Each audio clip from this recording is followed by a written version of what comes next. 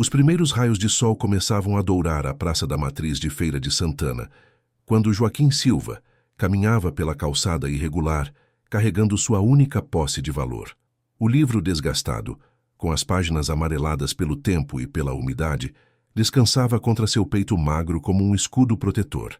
Aos 12 anos, o menino já conhecia cada pedra solta do calçamento, cada rachadura no banco de madeira onde se sentaria em poucos minutos.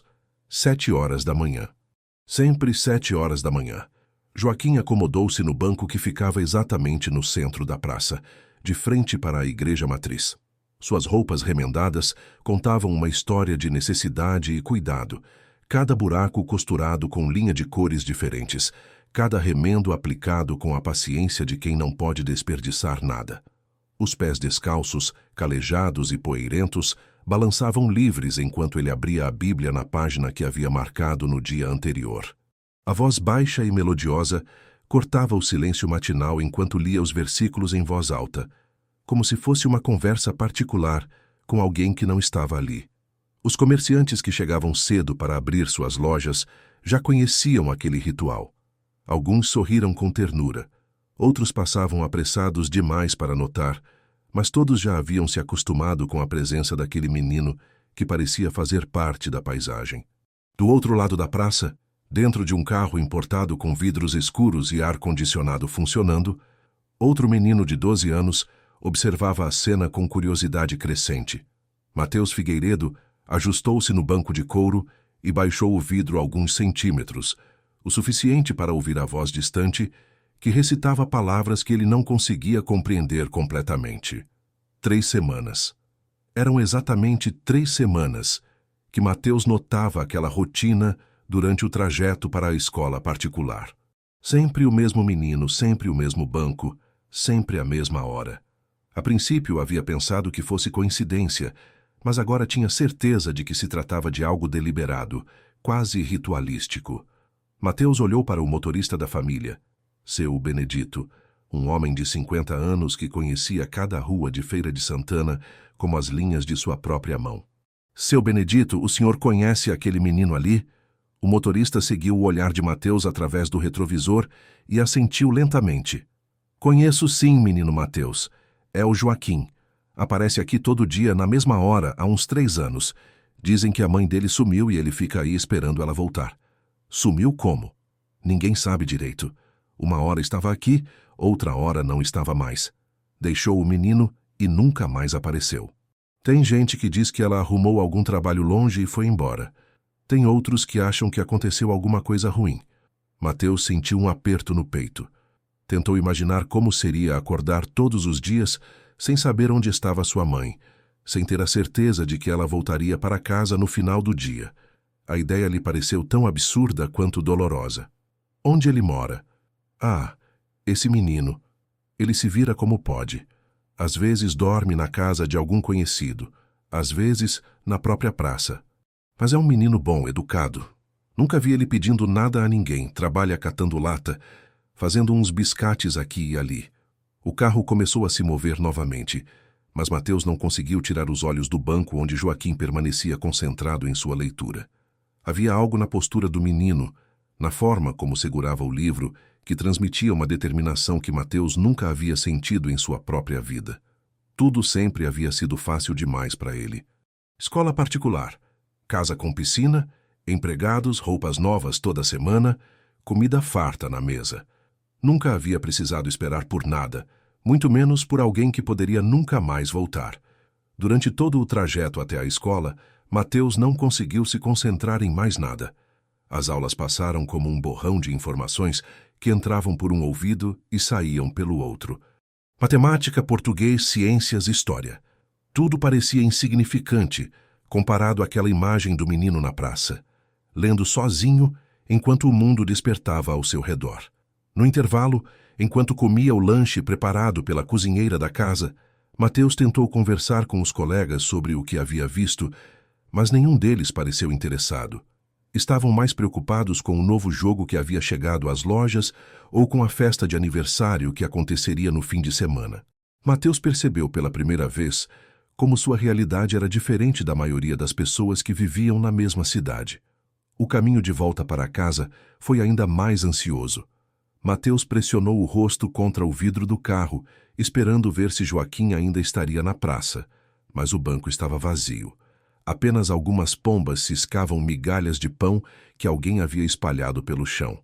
Seu Benedito, a que horas aquele menino vai embora da praça? Depende, menino Mateus. Às vezes fica até mais tarde, às vezes sai logo depois que termina de ler. Mas de manhã, sempre às 7 horas, ele está lá. Chuva ou sol, frio ou calor. Mesmo quando está chovendo. Mesmo quando está chovendo. Já vi ele lá embaixo de temporal, segurando um pedaço de plástico por cima do livro para não molhar. É uma coisa impressionante de se ver.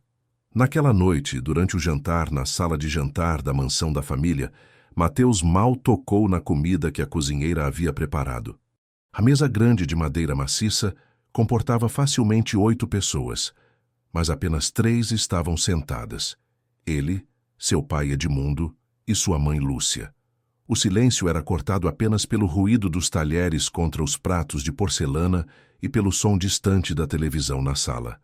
Pai, você conhece uma família Silva aqui de Feira de Santana? Edmundo Figueiredo, um homem de 45 anos com têmporas grisalhas e porte imponente, ergueu os olhos do prato e fitou o filho com curiosidade. Silva é um sobrenome muito comum, Mateus. Deve haver centenas de famílias Silva na cidade. Por que você quer saber? É que eu vi um menino hoje de manhã na Praça da Matriz. O seu Benedito disse que o nome dele é Joaquim Silva e que a mãe dele desapareceu.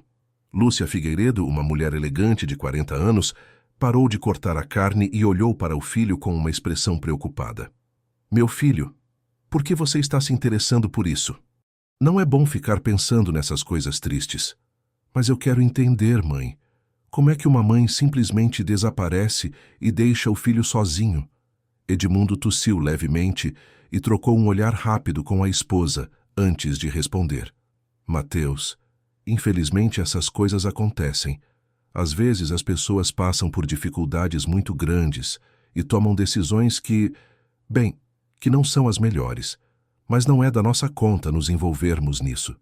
Mas o menino fica lá todos os dias esperando. Não podemos ajudar de alguma forma? Filho, a voz de Lúcia soou mais firme. Existem instituições que cuidam dessas situações. Não cabe a nós nos envolvermos em problemas que não conhecemos direito. Mateus baixou os olhos para o prato, mas não conseguiu comer mais nada. Havia algo na resposta dos pais que não o convencia completamente.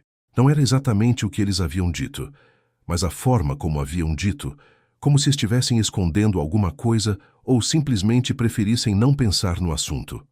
Depois do jantar, Mateus subiu para o quarto e ficou na janela que dava para a cidade. De sua casa, localizada em um dos bairros mais nobres de Feira de Santana, ele conseguia ver as luzes da região central, onde ficava a praça.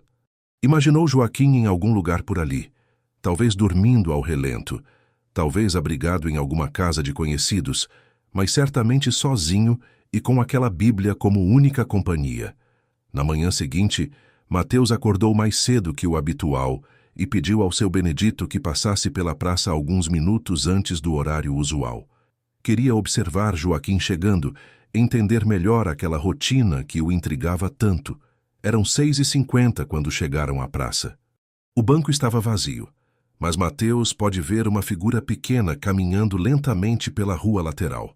Era Joaquim, carregando a Bíblia contra o peito e cumprimentando com um aceno tímido os comerciantes que preparavam suas lojas para mais um dia de trabalho. O menino parou em frente a uma pequena padaria e ficou parado alguns segundos, apenas olhando através da vitrine onde os pães frescos eram dispostos em bandejas de metal. Mateus viu quando o padeiro, um homem gordo de avental branco, saiu da loja e entregou um pão a Joaquim. Não houve troca de dinheiro, apenas um sorriso e algumas palavras que Mateus não conseguiu ouvir. Joaquim agradeceu com um gesto respeitoso e seguiu em direção ao banco. Sentou-se na mesma posição de sempre, comeu metade do pão devagar, guardou a outra metade no bolso da camisa e abriu a Bíblia exatamente quando o relógio da igreja marcou 7 horas. Seu Benedito para o carro aqui. Mas, menino Mateus, vamos chegar atrasado na escola. Só um pouquinho. Eu quero ouvir o que ele está lendo. O motorista obedeceu, desligando o motor para que o som não atrapalhasse. Na quietude matinal, a voz de Joaquim chegava até eles clara e melodiosa, recitando versículos sobre esperança e fé. Mateus fechou os olhos e sentiu algo que nunca havia experimentado antes. Uma mistura de admiração e culpa que não sabia como nomear.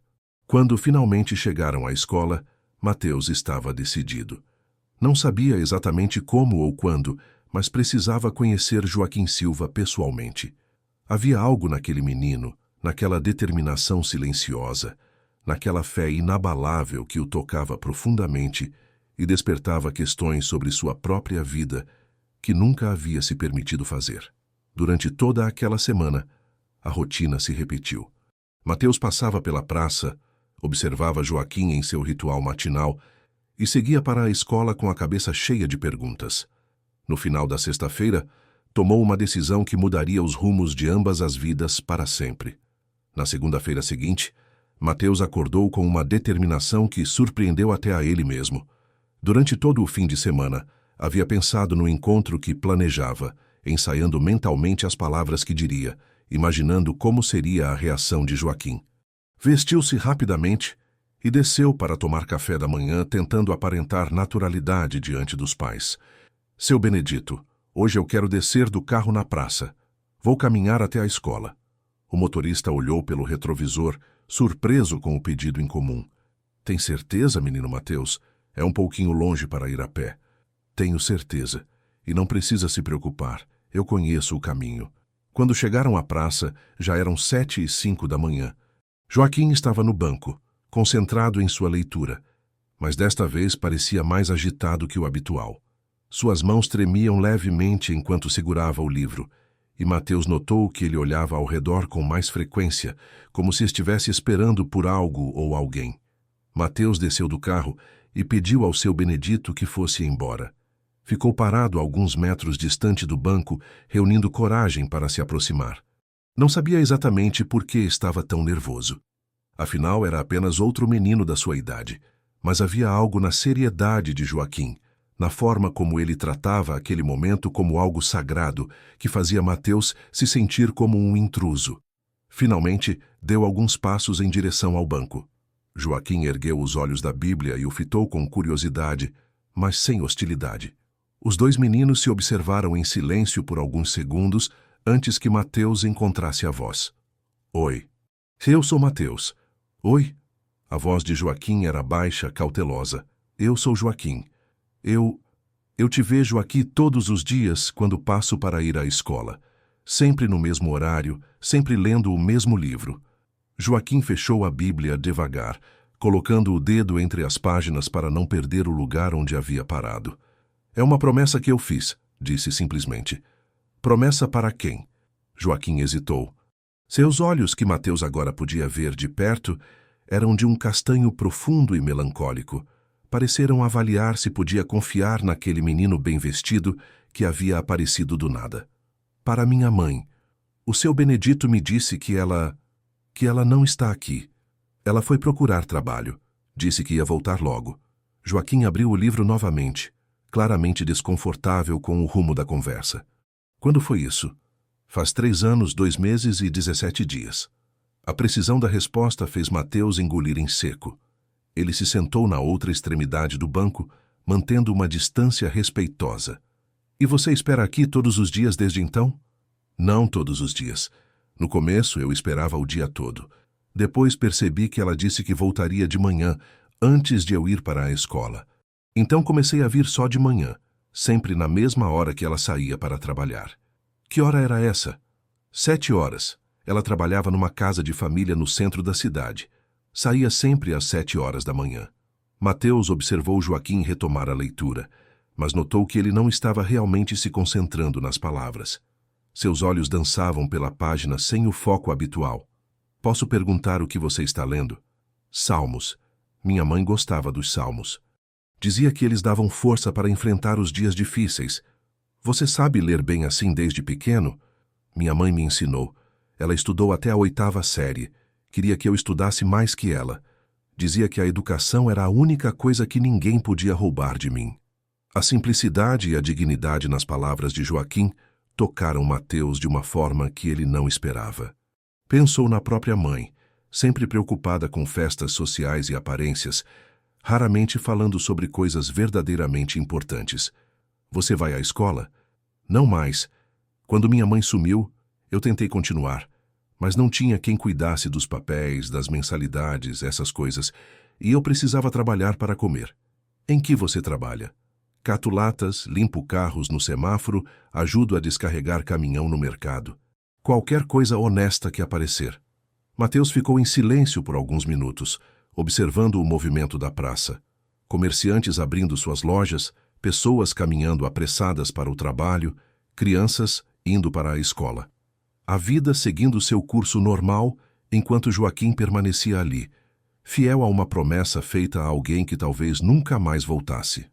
Joaquim, posso te fazer uma pergunta que talvez seja meio difícil? Joaquim o olhou com cautela, mas acenou com a cabeça. Você já pensou na possibilidade de que sua mãe pode ter arrumado uma nova vida em outro lugar? Os olhos de Joaquim se encheram de lágrimas, mas sua voz permaneceu firme. Todo dia eu penso nisso. Mas também penso que, se ela realmente me abandonou, eu nunca vou saber a verdade se não continuar esperando. E se ela não me abandonou, se alguma coisa ruim aconteceu com ela, então ela precisa saber que eu não desisti. A maturidade naquela resposta deixou Mateus sem palavras. Aos 12 anos, Joaquim havia desenvolvido uma filosofia de vida que muitos adultos jamais alcançariam. E se eu te ajudasse a procurar por ela? Joaquim virou-se completamente para encará-lo, surpreso. Por quê? Você nem me conhece. Não sei. Talvez porque eu nunca tive que lutar por nada na minha vida. Tudo sempre foi muito fácil para mim. E quando eu vejo você aqui todos os dias, com essa determinação, eu sinto que eu quero fazer algo que realmente importe. Você tem família rica. Não era uma pergunta, mas uma observação. Mateus acenou. Meu pai tem negócios aqui na cidade. Conhece muita gente. Talvez ele possa nos ajudar a descobrir alguma coisa. Gente rica não se mistura com problemas de gente pobre, disse Joaquim, mas sem amargura na voz. Era apenas uma constatação. Eu quero tentar. Joaquim fechou a Bíblia e se levantou do banco. Preciso ir trabalhar. Tem um senhor que disse que me daria serviço hoje se eu aparecesse cedo. Posso ir com você? Para quê? Para conhecer melhor sua história. Para entender como posso ajudar. Joaquim estudou o rosto de Mateus por um longo momento. Havia algo na sinceridade daqueles olhos claros que o fez baixar a guarda. Tudo bem, mas você vai sujar essa roupa bonita. Não me importo. Os dois meninos caminharam juntos pelas ruas de Feira de Santana, e Mateus descobriu um lado da cidade que nunca havia visto. Longe dos bairros nobres onde vivia, existia um mundo de pequenos comércios, casas simples, pessoas que trabalhavam duro para sobreviver. Joaquim cumprimentava muita gente pelo caminho, e Mateus notou que todos o tratavam com carinho e respeito. O pessoal gosta de você, observou. Minha mãe sempre dizia que quando a gente não tem dinheiro, o que sobra é a reputação. Se você perde a reputação, não sobra mais nada. Chegaram a um pequeno depósito de materiais de construção, onde um homem de meia idade estava descarregando sacos de cimento de um caminhão. Quando viu Joaquim, sorriu e acenou. Chegou na hora certa, menino. Tem bastante trabalho hoje. Este é meu amigo Mateus, apresentou Joaquim. Ele veio me acompanhar. O homem olhou Mateus de cima a baixo, notando as roupas caras e o tênis de marca. Amigo é bom, mas trabalho é trabalho. Se não conseguir carregar, é melhor ficar só olhando. Eu quero ajudar, disse Mateus determinado. Durante as 2 horas seguintes, Mateus descobriu o que era trabalho físico de verdade: carregar sacos de cimento, empilhar tijolos, organizar materiais. Suas mãos, acostumadas apenas a segurar livros e videogames, rapidamente ficaram cheias de calos e arranhões. Joaquim trabalhava com uma eficiência que vinha da experiência, mas sempre que via Mateus com dificuldade, o ajudava discretamente. Na pausa para o lanche, sentados na sombra de uma árvore próxima ao depósito, Joaquim dividiu com Mateus o pão que havia ganhado na padaria de manhã. Era pouco para 2, mas ele insistiu em repartir. Joaquim, Me conta mais sobre o dia em que sua mãe saiu para procurar trabalho. Era uma manhã como hoje. Fazia tempo que ela estava desempregada e a gente estava passando necessidade. Ela tinha ouvido falar de um trabalho em uma fazenda, cuidando da casa de uma família que morava longe da cidade. Quem falou desse trabalho para ela? Um homem que apareceu aqui na cidade. Disse que conhecia várias famílias que precisavam de empregadas domésticas. Oferecia bom salário, casa e comida. Você chegou a ver esse homem? Vi, sim. Era bem vestido, educado. Tinha um carro bonito. Minha mãe ficou animada porque ele parecia sério. E ele levou sua mãe embora no mesmo dia? Não. Ele disse que ia buscar ela na semana seguinte. Minha mãe usou esses dias para me explicar que eu ia ficar com a vizinha até ela se ajeitar no novo trabalho. Disse que mandaria dinheiro e que, assim que pudesse, me levaria para morar com ela. Mas isso nunca aconteceu. Nunca. Joaquim engoliu o último pedaço de pão e limpou as mãos na calça. No começo, eu achei que era normal demorar. Depois de algumas semanas, comecei a ficar preocupado. A vizinha que estava cuidando de mim disse que não podia mais, que tinha problemas próprios. Foi quando eu comecei a me virar sozinho. E você nunca mais teve notícias desse homem? Nunca. E o estranho é que outras pessoas da cidade também comentaram que conheciam mulheres que tinham ido trabalhar nessas fazendas e nunca mais tinham dado notícias. Essa informação fez Mateus se endireitar, alerta. Quantas outras pessoas? Não sei ao certo, mas a dona Marlene, que vende doce na praça, disse que a irmã dela também foi embora com promessa de trabalho e nunca mais voltou. E o seu Benedito do mercado falou que a filha de um conhecido dele sumiu do mesmo jeito. Isso é muito estranho, Joaquim. Muitas coincidências. Eu também acho. Mas quem vai acreditar em um menino pobre? E mesmo que acreditem, o que podem fazer? Mateus ficou pensativo. Havia algo profundamente errado nessa situação, e ele começava a suspeitar que não se tratava de simples coincidências. Joaquim, você se lembra de mais algum detalhe sobre esse homem? Como ele era fisicamente e que tipo de carro dirigia? Era moreno, cabelo bem cortado, usava óculos escuros, o carro era preto, grande. Não entendo muito de carro, mas parecia caro. E ele disse o nome da fazenda ou da família que estava contratando. Disse sim, mas eu não me lembro direito. Acho que era um nome comprido, difícil de pronunciar. Quando terminaram o trabalho, Mateus estava exausto, mas também satisfeito de uma forma que nunca havia experimentado. O dinheiro que receberam pela manhã de trabalho era pouco, mas Joaquim o tratava como um tesouro. Quer vir comigo comprar alguma coisa para comer? Caminharam até uma pequena lanchonete, onde Joaquim pediu um prato simples de arroz com feijão. Mateus, acostumado aos restaurantes caros que frequentava com a família, ficou surpreso com o sabor da comida simples e bem feita. Mateus, posso te perguntar uma coisa? Claro. Por que você realmente quer me ajudar? Você não me conhece, não deve nada para mim.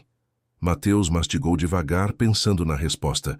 Sabe, Joaquim, eu tenho tudo que um menino da minha idade poderia querer. Casa grande, comida boa, escola particular, roupas caras. Mas quando eu vejo você, com sua determinação, com sua fé, eu percebo que talvez você tenha algo que eu nunca tive. O que seria isso? Um propósito de verdade. Algo pelo que vale a pena lutar. Joaquim sorriu pela primeira vez desde que se conheceram. Um sorriso tímido, mas genuíno. Então talvez a gente possa se ajudar mutuamente. Você me ajuda a procurar minha mãe e eu te ensino o que aprendi sobre não desistir. Quando se despediram naquela tarde, Mateus tinha certeza de que sua vida havia mudado para sempre. Tinha um amigo de verdade, uma missão real, e pela primeira vez sentia que poderia fazer diferença no mundo. Ao chegar em casa, encontrou os pais na sala de estar, conversando em tons baixos sobre assuntos que pareciam sérios. Quando o viram entrar sujo e cansado, as expressões de ambos se transformaram em preocupação e desagrado.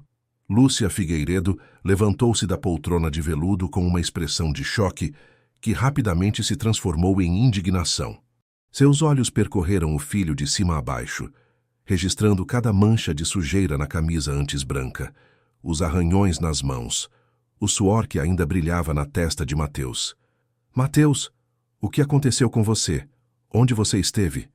Edmundo também se levantou, fechando o jornal que estava lendo e assumindo aquela postura séria que usava quando estava prestes a dar uma bronca. Filho, você faltou à escola hoje. A secretaria ligou para cá preocupada. E agora aparece em casa nesse estado. Quero uma explicação. Mateus respirou fundo, tentando encontrar as palavras certas. Sabia que a verdade não seria bem recebida, mas também não queria mentir. Eu encontrei o menino da praça, o Joaquim. Passamos o dia juntos e eu o ajudei em um trabalho. Trabalho? A voz de Lúcia subiu uma oitava. Que tipo de trabalho um menino de 12 anos deveria estar fazendo instead de estar na escola? Ele carrega material de construção para sobreviver, mãe. Ele não tem escolha. Edmundo trocou um olhar significativo com a esposa antes de se aproximar do filho. Mateus, senta aqui. Precisamos conversar seriamente. Mateus obedeceu, acomodando-se no sofá, enquanto os pais se sentavam à sua frente, como se fosse um interrogatório. Filho, eu entendo que você possa sentir pena da situação desse menino, mas você não pode simplesmente abandonar suas responsabilidades para brincar de herói. Eu não estou brincando, pai. Estou tentando ajudar alguém que precisa. E como exatamente você pretende ajudar? A pergunta de Lúcia veio carregada de ceticismo. Você é uma criança, Mateus. Essas questões sociais são complexas demais para você entender. Talvez sejam complexas, mas não são impossíveis. A mãe do Joaquim desapareceu há 3 anos depois que um homem apareceu, oferecendo trabalho em uma fazenda. E aparentemente outras mulheres também desapareceram da mesma forma. Edmundo e Lúcia trocaram outro olhar, este mais tenso que o anterior. Mateus, a voz de Edmundo ficou mais baixa. Essas são acusações muito sérias. Você não pode sair por aí espalhando rumores sem ter certeza dos fatos. Não são rumores, pai. Joaquim me contou o que aconteceu. Que outras pessoas da cidade confirmaram situações parecidas. Escuta aqui, jovem. Lúcia se inclinou para a frente, usando o tom firme que reservava para momentos de disciplina. Você vai parar com essa história agora mesmo. Amanhã volta para a escola, retoma sua rotina normal e esquece esse assunto. Não quero mais ouvir falar nisso. Mas, mãe, sem mais nada. Esse assunto está encerrado. Mateus sentiu a frustração crescer no peito. Não conseguia entender por que os pais estavam sendo tão inflexíveis, por que não queriam nem ao menos considerar a possibilidade de ajudar. E se fosse comigo? E se eu tivesse desaparecido? Vocês não iam querer que alguém ajudasse a me procurar? Isso jamais aconteceria conosco, respondeu Edmundo secamente. Nós temos recursos, proteção, conhecemos as pessoas certas. É completamente diferente. Diferente por quê? Porque somos ricos e eles são pobres. Exatamente por isso. A honestidade brutal na resposta de Lúcia deixou Mateus chocado. O mundo é assim, filho. Cada um na sua classe social, cada um com seus problemas. Não podemos resolver todas as injustiças do mundo. Mateus subiu para o quarto sem jantar, sentindo-se mais distante dos pais do que nunca. Deitou na cama king size e olhou ao redor do quarto que sempre havia considerado normal, mas que agora lhe parecia um símbolo de desperdício. Pensou em Joaquim, que provavelmente estava em algum lugar simples, talvez dividindo um espaço apertado com pessoas que mal conhecia, e ainda assim mantinha viva a esperança de reencontrar a mãe. Na manhã seguinte, Mateus desceu para o café da manhã, determinado a não deixar que os pais o impedissem de ajudar Joaquim. Ia fingir que havia desistido, mas continuaria a investigação secretamente. Bom dia, pai. Bom dia, mãe. Bom dia, filho. Edmundo olhou por cima do jornal. Espero que você tenha refletido sobre nossa conversa de ontem. Refleti sim. Vocês estão certos. Eu não deveria me envolver em coisas que não entendo. Lúcia sorriu satisfeita. Que bom que você entendeu, meu amor. Agora come direito que o seu Benedito já está esperando para te levar para a escola. Durante o trajeto até a escola, Mateus pediu ao motorista que passasse pela praça. Como esperava, Joaquim estava lá, no banco habitual, lendo a Bíblia. Mas desta vez, havia uma mulher de meia-idade sentada ao lado dele, segurando uma cesta de doces. Seu Benedito, aquela ali deve ser a dona Marlene que Joaquim mencionou ontem. É ela mesma. Faz anos que vende doce nessa praça. É uma boa pessoa, sempre ajudou quem precisava. Pare o carro, por favor. Menino Mateus, seus pais não vão gostar nada disso. Só vou conversar rapidamente. 5 minutos. Mateus desceu do carro e se aproximou do banco. Joaquim sorriu ao vê-lo, mas Dona Marlene o observou com desconfiança. Oi, Joaquim. Posso falar com você um momento? Claro. Joaquim se levantou e se afastou alguns passos. Esta é a Dona Marlene. Dona Marlene, este é o Mateus que eu falei ontem. A mulher acenou educadamente, mas manteve a expressão cautelosa. Joaquim, eu quero continuar ajudando você a procurar sua mãe, mas meus pais não aprovam. Vou ter que fazer isso sem eles saberem. Mateus, você não precisa se arriscar por minha causa. Quero fazer isso. Encontra comigo hoje à tarde na biblioteca municipal. É um lugar onde posso dizer que fui estudar. Tudo bem. Que horas? 3 da tarde. Mateus voltou ao carro, mas antes de entrar, ouviu Dona Marlene chamá-lo. Menino, ele se virou. Você é filho de gente boa? Acho que sim, senhora. Então tenha cuidado. Tem coisas nesta cidade que é melhor não mexer. Durante toda a manhã na escola, Mateus não conseguiu se concentrar nas aulas. As palavras de Dona Marlene ecoavam em sua mente, carregadas de um aviso que ele não conseguia interpretar completamente. Na hora do almoço, ficou sozinho em uma mesa do refeitório, perdido em pensamentos, quando foi abordado por Rafael, seu melhor amigo da turma. Cara, você está estranho hoje. Aconteceu alguma coisa? Mateus hesitou. Rafael era de uma família igualmente privilegiada e provavelmente teria a mesma reação de seus pais, mas precisava conversar com alguém. Rafael, você já parou para pensar como vivem as pessoas pobres aqui de Feira de Santana? Não muito. Por quê? Eu conheci um menino da minha idade que vive sozinho porque a mãe dele desapareceu, e ele suspeita que alguma coisa ruim aconteceu com ela. Cara, essas coisas acontecem o tempo todo. A televisão vive mostrando casos assim. Não é novidade. Mas e se não fosse um caso isolado, e se fosse parte de algo maior? Rafael deu uma risada. Você está vendo muito filme policial, Mateus. A vida real não é assim. Especialmente não aqui em Feira de Santana. Mateus percebeu que estava sozinho nessa empreitada. Nem os pais, nem os amigos conseguiam entender a urgência que ele sentia de fazer algo certo, algo que realmente importasse.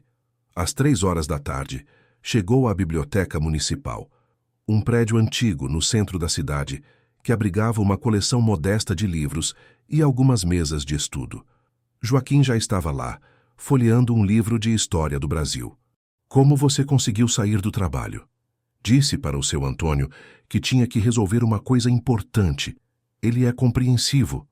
Os dois se sentaram em uma mesa afastada, onde podiam conversar sem incomodar outros usuários. Joaquim, preciso que você me conte tudo o que se lembra sobre o dia em que sua mãe desapareceu. Cada detalhe, por menor que seja. Já te contei quase tudo ontem. Conta de novo. Às vezes a gente lembra de coisas novas quando repete a história. Joaquim fechou os olhos, como se estivesse revivendo aquele dia. Era uma segunda-feira. Minha mãe estava nervosa, mas também animada. Ela havia passado o fim de semana arrumando as poucas roupas que tinha, tentando escolher as melhores para causar boa impressão no novo emprego. Onde vocês moravam? Num quartinho alugado na rua de trás da praça. Era pequeno, mas era nosso. Continue. Ela acordou cedo, tomou banho, penteou o cabelo de um jeito diferente. Eu nunca havia visto ela tão arrumada. Fez café da manhã para nós dois e ficou conferindo os documentos que o homem havia pedido. Que documentos? RG, CPF, carteira de trabalho. Ele disse que precisava para fazer o contrato de trabalho. E depois? Ela me abraçou muito apertado e disse que ia sentir saudade, mas que era para o nosso bem. Falou que logo a gente ia estar junto de novo, numa casa melhor com comida farta na mesa. A que horas ela saiu? Às 7 da manhã em ponto. O homem passou para buscar ela no horário combinado. Você viu o carro? Vi sim. Era preto, grande, com os vidros escuros. Ela entrou no banco de trás e acenou para mim pela janela. Foi a última vez que eu a vi. E depois? Fiquei na casa da Dona Rosa, nossa vizinha, como havia sido combinado. No primeiro dia eu ainda estava animado, pensando que logo minha mãe ia me chamar. No segundo dia, comecei a ficar ansioso. Na primeira semana, comecei a me preocupar. E a Dona Rosa? O que ela dizia? Que era normal demorar, que trabalho em fazenda era assim mesmo, longe de tudo. Mas eu via que ela também estava preocupada. Quando você decidiu vir para a praça todos os dias? Depois de 2 semanas. A Dona Rosa disse que não podia mais cuidar de mim, porque o marido dela estava reclamando. Eu saí da casa dela e comecei a me virar sozinho. A primeira coisa que fiz foi vir para a praça, no horário que minha mãe saía para trabalhar, para o caso dela voltar. Mateus anotava tudo em um caderno que havia trazido, tentando organizar as informações. Joaquim, você chegou a conversar com outras pessoas que conheceram esse homem? Sim, a Dona Marlene, por exemplo. Ela disse que a irmã dela, Conceição, também foi embora com ele. E tem outras pessoas. Quantas outras? Pelo que eu sei, pelo menos umas 5 ou 6 mulheres da cidade sumiram do mesmo jeito nos últimos anos. Isso é muita gente, Joaquim. Não pode ser coincidência. Eu também acho. Mas quando tentei conversar com a polícia, eles disseram que mulher adulta tem direito de ir e vir, que não era caso de desaparecimento se elas saíram por vontade própria. Mas como provar que não foi por vontade própria? Esse é o problema. Não tem como provar. Mateus ficou em silêncio por alguns minutos, processando as informações. Havia claramente um padrão nos desaparecimentos, mas seria muito difícil convencer alguém com autoridade a investigar. Você se lembra do nome da fazenda? Fazenda Santa Rita. Ou era Santa Clara? Alguma coisa com Santa. E o nome do homem?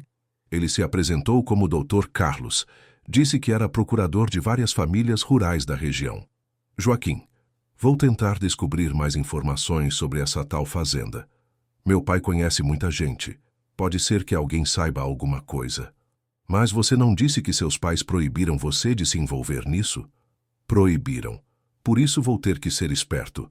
Vou fazer as perguntas como se fosse curiosidade sobre a região, sem mencionar sua mãe. Quando saíram da biblioteca, já era final da tarde. Joaquim precisava voltar para procurar trabalho para o dia seguinte, e Mateus tinha que chegar em casa antes que os pais desconfiassem de onde havia estado. Joaquim, se encontra comigo amanhã de novo? Mesma hora, mesmo lugar? Claro. Mas Mateus, promete que vai ter cuidado. A Dona Marlene está certa quando diz que tem coisas que é melhor não mexer. O que você acha que ela quis dizer com isso? Não sei ao certo, mas percebo que toda vez que alguém tenta falar sobre os desaparecimentos, as pessoas ficam nervosas como se tivessem medo de alguma coisa. Medo do quê? Talvez de descobrir a verdade. Aquela resposta ficou ecoando na mente de Mateus durante todo o caminho de volta para casa. Que verdade seria tão terrível que as pessoas preferiam fingir que não existia? No jantar daquela noite, Mateus decidiu tentar uma abordagem diferente com os pais. Em vez de confrontá-los diretamente, ia fazer perguntas casuais, fingindo interesse acadêmico pelo desenvolvimento rural da região. Pai, você conhece muitas fazendas aqui nos arredores de Feira de Santana? Edmundo cortou um pedaço de carne e olhou para o filho com curiosidade. Conheço algumas. Por quê? É para um trabalho da escola sobre economia rural. A professora pediu para pesquisarmos sobre as propriedades da região. Que tipo de informação você precisa? Ah, coisas básicas. Quantas fazendas existem, o que produzem, quantas pessoas empregam. Lúcia se intrometeu na conversa. Mateus, você não deveria estar perguntando isso para a professora? Certamente ela tem material didático sobre o assunto. É para fazer uma pesquisa mais aprofundada, mãe. Ela quer que a gente converse com pessoas que conhecem a região de verdade. Edmundo pareceu satisfeito com o interesse do filho. Bem, existem várias propriedades rurais nos municípios vizinhos. A maioria produz gado. Algumas trabalham com agricultura. Seu avô, antes de se mudar para a cidade, tinha alguns negócios com fazendeiros da região. E o senhor conhece alguma fazenda chamada Santa Rita? Ou Santa Clara? Mateus notou que seu pai hesitou por uma fração de segundo antes de responder. Santa Rita. Me soa familiar, mas não consigo me lembrar dos detalhes. Por que especificamente essa? Alguém mencionou que era uma das maiores da região. Pode ser. A verdade é que não acompanho muito esses assuntos ultimamente. Meus negócios são mais voltados para o comércio urbano. Mas o senhor deve conhecer pessoas que sabem mais sobre isso, não é? Edmundo trocou um olhar rápido com Lúcia antes de responder. Conheço, mas são conversas de adultos, filho. Quando você crescer um pouco mais, talvez possa participar dessas discussões. Mas, pai... Mateus, a voz de Lúcia cortou a insistência. Seu pai já respondeu sua pergunta. Não insista. Depois do jantar, Mateus subiu para o quarto frustrado, mas não sem antes notar que os pais ficaram conversando em tons baixos na sala. Havia algo na reação de seu pai à menção da fazenda Santa Rita que confirmava suas suspeitas de que os adultos sabiam mais do que admitiam. Na manhã seguinte, chegou à biblioteca municipal alguns minutos antes de Joaquim e aproveitou o tempo para pesquisar nos poucos computadores disponíveis. Procurou informações sobre fazendas da região, mas encontrou pouco material online. A maioria dos sites tratava de assuntos gerais sobre agricultura no estado da Bahia, nada específico sobre propriedades locais. Quando Joaquim chegou, trazia consigo uma expressão preocupada que Mateus não havia visto antes. Aconteceu alguma coisa? Ontem à noite, depois que saí daqui, fui conversar de novo com a dona Marlene. Ela me contou mais coisas sobre sua irmã Conceição. O que ela disse? Que Conceição deixou uma carta escondida antes de partir. Uma carta que ela só encontrou meses depois, quando estava arrumando as coisas da irmã. Onde está essa carta? Com ela. Ela disse que se a gente quisesse ver, tinha que ir na casa dela hoje à noite, depois que ela fechasse o ponto de doces. Por que à noite? Por que tanto segredo? Ela disse que tem gente na cidade que não gosta quando se mexe nesse assunto, que já houve outras pessoas que fizeram perguntas e depois tiveram problemas. Que tipo de problemas? Não quis detalhar, só disse para termos cuidado. Os dois passaram a tarde na biblioteca, tentando encontrar mais informações sobre desaparecimentos na região. Mateus ensinou Joaquim a usar o computador e juntos vasculharam sites de notícias locais. Encontraram algumas reportagens esparsas sobre pessoas que haviam sumido, mas nada que conectasse os casos ou sugerisse um padrão. Mateus, pode ser que eu esteja vendo coisas onde elas não existem, disse Joaquim enquanto fechava mais uma página de busca sem resultados. Pode ser que minha mãe realmente tenha arrumado uma vida nova e simplesmente me esquecido. Não diga isso. Se ela te esqueceu, por que você não deveria procurar a verdade? E se ela não te esqueceu, então ela precisa de ajuda. De qualquer forma, você tem o direito de saber. E se descobrirmos algo que seja difícil de aceitar? Aí a gente lida com isso quando chegar a hora. Mas pelo menos você vai ter respostas. Às 7 da noite, os dois se encontraram na praça central. Dona Marlene havia fechado seu ponto de doces e os esperava perto do banco onde Joaquim costumava ler. Meninos, vocês têm certeza de que querem saber mais sobre isso? Sim, senhora, respondeu Mateus. Precisamos entender o que aconteceu. Então venham comigo, mas prometam que não vão comentar com ninguém o que vão ver hoje. A casa de Dona Marlene ficava em um bairro simples a algumas quadras da praça. Era uma construção pequena, mas bem cuidada, com um quintal cheio de plantas e um terraço onde ela secava roupas. Ela os conduziu até uma sala modesta, onde uma mesa de madeira ocupava o centro do ambiente. Sentem-se, vou buscar a carta. Ela desapareceu por alguns minutos e voltou carregando uma caixa de sapatos velha. Sentou-se à mesa e abriu a caixa cuidadosamente, revelando fotografias, documentos e uma folha de papel dobrada. Esta é a carta que Conceição escreveu antes de partir. Ela desdobrou o papel com cuidado, como se fosse algo precioso e frágil. A letra era simples, mas legível. Querem que eu leia para vocês? Os dois meninos acenaram. Dona Marlene ajustou os óculos e começou a ler em voz baixa. Marlene, se você está lendo isso, é porque aconteceu algo comigo, e eu não voltei quando prometi. Estou escrevendo esta carta porque estou com medo, mas não tenho escolha. O homem que ofereceu trabalho para mim parece honesto, mas algumas coisas me deixaram preocupada. Ele fez muitas perguntas sobre minha família, se eu tinha parentes próximos, se alguém sentiria muito minha falta. Também perguntou se eu tinha documentos, se estava devendo alguma coisa para alguém. Não entendi por que essas perguntas eram importantes para um trabalho de doméstica, mas ele disse que a família para quem eu ia trabalhar Era muito reservada e não gostava de problemas. Dona Marlene fez uma pausa, limpando os olhos que começavam a se embaçar. Continuo? Por favor, murmurou Joaquim. Também me incomodou o fato de ele ter pedido para não contar para muitas pessoas sobre o trabalho. Disse que tinha outros candidatos e que se eu espalhasse a notícia, outras pessoas poderiam tentar tomar minha vaga. Pode ser bobagem minha, mas achei estranho. Se você não receber notícias minhas em um mês, procure a polícia. Diga que eu nunca sairia de Feira de Santana sem avisar onde estou. Diga que algo está errado. Guardo você no meu coração, minha irmã querida. Conceição. O silêncio que se seguiu à leitura foi pesado e carregado de significado. Mateus sentiu um frio na barriga, compreendendo que suas suspeitas estavam se confirmando de forma mais sinistra do que havia imaginado. Dona Marlene, a senhora procurou a polícia? Procurei sim, menino. Levei essa carta para eles depois que se passou um mês e Conceição não deu notícias. Sabe o que me disseram? O quê? Que a carta não provava nada, que era natural uma pessoa ficar nervosa antes de mudar de vida, que Conceição provavelmente estava bem e logo daria notícias. E ela deu? Nunca. Isso foi há 2 anos. Joaquim estava pálido, segurando a borda da mesa. Dona Marlene, minha mãe, também estava nervosa antes de partir, e o homem também fez perguntas estranhas para ela. Que tipo de perguntas? Se ela tinha família próxima, se alguém dependia dela financeiramente, se ela devia dinheiro para alguém. Dona Marlene balançou a cabeça tristemente.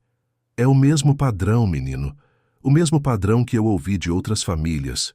Quantas outras famílias? Pelo menos 6 que eu tenho certeza. Todas mulheres sozinhas com filhos pequenos ou sem família próxima. Todas levadas pelo mesmo homem. Todas com promessas de trabalho em fazendas. E nenhuma jamais deu notícias? Nenhuma. Mateus sentiu a gravidade da situação se formar completamente em sua mente. Não se tratava de casos isolados de pessoas que haviam mudado de vida. Era algo organizado, deliberado, direcionado a mulheres vulneráveis. Dona Marlene, a senhora tem alguma ideia de quem poderia estar por trás disso? Tenho suspeitas, mas não posso provar nada. E mesmo que pudesse, quem ia acreditar em uma velha vendedora de doces? Suspeitas de quê? Ela hesitou, olhando ao redor como se alguém pudesse estar escutando. Conhece o Dr. Carlos, que se apresenta como procurador de fazendas? Sim, foi ele que levou minha mãe, disse Joaquim, pois esse Dr. Carlos não trabalha sozinho. Tem gente importante da cidade que sabe dos negócios dele. Gente com dinheiro, com influência. Como a senhora sabe disso? Porque eu já vi esse doutor. Carlos conversando com pessoas conhecidas. E porque toda vez que alguém tenta investigar, aparecem dificuldades.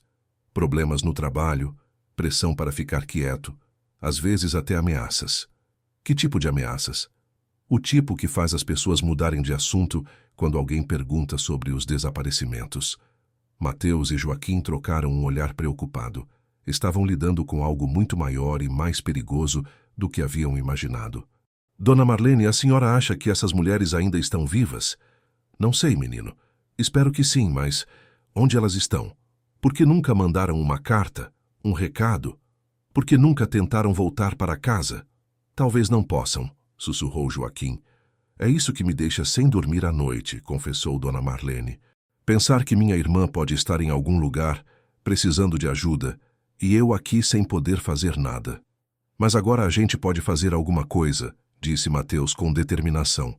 A gente pode tentar descobrir a verdade. Menino, vocês são crianças. Isso é muito perigoso. Talvez. Mas eu tenho recursos que outras pessoas não têm. Minha família conhece muita gente importante. Posso fazer perguntas sem levantar suspeitas. E eu conheço a cidade.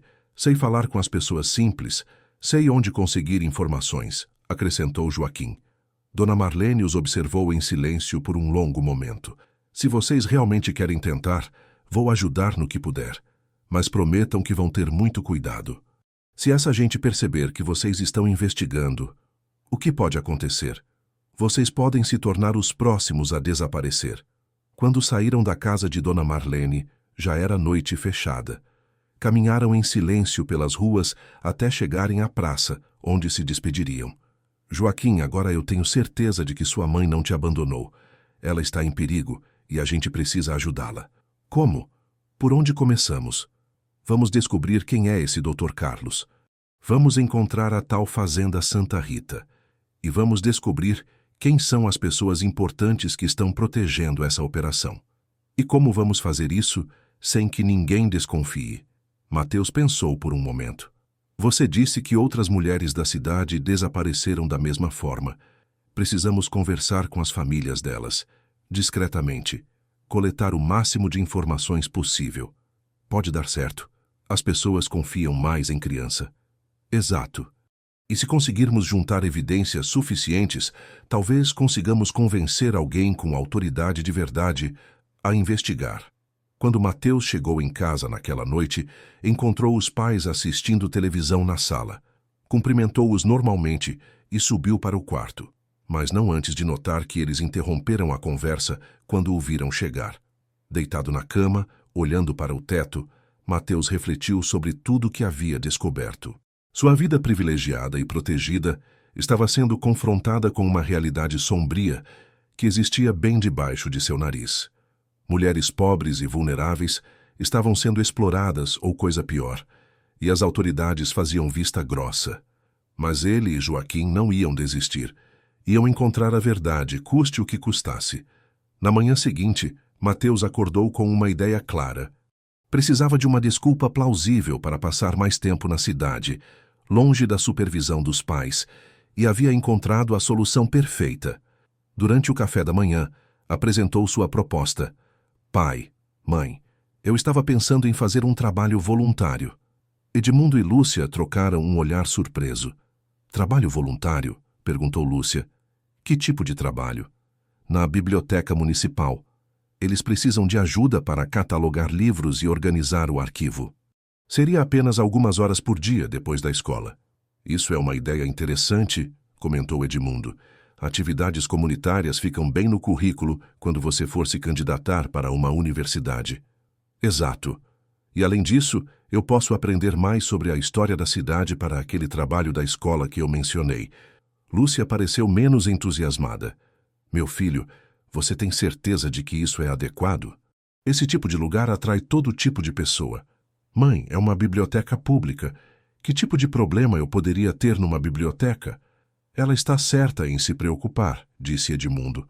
Mas desde que seja realmente só algumas horas, em horário diurno, acho que não tem problema. Posso começar hoje? Pode. Mas quero que o seu Benedito te busque sempre no mesmo horário. E nada de sair da biblioteca para passear pela cidade. Combinado. Algumas horas depois, Mateus encontrou Joaquim na biblioteca e explicou seu plano. Agora posso ficar aqui todas as tardes sem que meus pais suspeitem. E você? Consegui um trabalho meio período num depósito de sucata. Só de manhã. Então posso ficar livre à tarde também. Perfeito. Agora precisamos fazer uma lista de todas as famílias que tiveram mulheres desaparecidas e começar a conversar com elas. Já fiz isso ontem à noite. Joaquim tirou um papel dobrado do bolso. Conversei com a dona Marlene depois que você foi embora. Ela me deu nomes e endereços de 6 famílias. Mateus abriu o papel e leu os nomes anotados na caligrafia cuidadosa de Joaquim. Maria Santos, 28 anos, desaparecida há 2 anos. Deixou uma filha de 8 anos com a avó. Rosa Lima, 35 anos, desaparecida há 1 ano e meio. Deixou 2 filhos pequenos com uma tia. Ana Costa, 24 anos, desaparecida há 3 anos. Não tinha filhos, morava sozinha. Carmen Silva, 30 anos, desaparecida há 1 ano. Deixou um filho com vizinhos. Lucia Oliveira, 26 anos, desaparecida há 2 anos e meio. Deixou uma filha com a mãe. Conceição Almeida, 32 anos, irmã da dona Marlene, desaparecida há 2 anos. São todas mais ou menos da mesma idade, observou Mateus. E todas deixaram filhos pequenos ou não tinham família próxima. Exato. É como se alguém escolhesse especificamente mulheres que não teriam muita gente procurando por elas. Vamos começar pela família da Maria Santos. Onde a avó mora com a neta? Na rua São José, perto do mercado municipal. Caminharam até lá, uma área de casas pequenas e simples, onde o cheiro de comida caseira se misturava com o barulho das crianças brincando na rua. A casa da avó de Maria era uma das menores da rua, pintada de azul desbotado, com uma pequena varanda onde uma senhora de cabelos grisalhos descascava batatas. Dona... Mateus começou percebendo que não sabia o nome da senhora. Socorro, disse ela, levantando os olhos. O que vocês querem? Dona Socorro, somos estudantes. Estamos fazendo uma pesquisa sobre a cidade e gostaríamos de conversar com a senhora sobre sua filha Maria. A expressão da mulher se fechou imediatamente. Não tenho nada a falar sobre isso. Por favor, Dona Socorro, Joaquim se aproximou. Não queremos causar problemas. É que minha mãe também desapareceu do mesmo jeito e estamos tentando entender o que aconteceu. A menção à mãe de Joaquim fez a mulher suavizar a expressão. Sua mãe também foi com aquele homem? Foi. Há 3 anos. Dona Socorro os observou por um momento, depois fez sinal para que se sentassem na varanda. Não gosto de falar sobre isso. Sempre que alguém faz perguntas, depois aparece algum problema. Que tipo de problema? Perguntou Mateus. Uma vez veio um jornalista do jornal local querendo fazer uma matéria sobre os desaparecimentos. Conversei com ele, contei toda a história. Sabe o que aconteceu? O quê? A matéria nunca foi publicada. E no dia seguinte, apareceram 2 homens aqui dizendo que eu estava espalhando fofoca, que era melhor eu ficar quieta se não quisesse perder o benefício que recebo do governo para cuidar da minha neta. Mateus e Joaquim trocaram um olhar alarmado. A senhora lembra como eram esses homens? Um era bem vestido, parecia advogado ou coisa parecida. O outro era maior, mais rude. Disseram que conheciam gente importante na prefeitura, que podiam criar problemas para mim. E o jornalista? A senhora sabe o que aconteceu com ele? Sei. Perdeu o emprego 1 semana depois. Disseram que foi corte de gastos, mas todo mundo sabe que foi por causa das perguntas que ele estava fazendo. Dona Socorro, pode nos contar o que aconteceu quando sua filha desapareceu? A mulher hesitou, olhando ao redor como se alguém pudesse estar escutando. Maria estava desempregada há meses.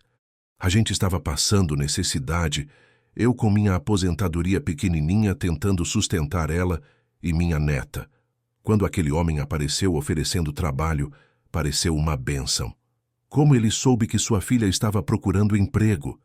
Isso que é estranho. Ele disse que alguém havia indicado ela, mas Maria nunca soube quem. A senhora chegou a ver o homem? Vi sim. Veio aqui em casa uma tarde.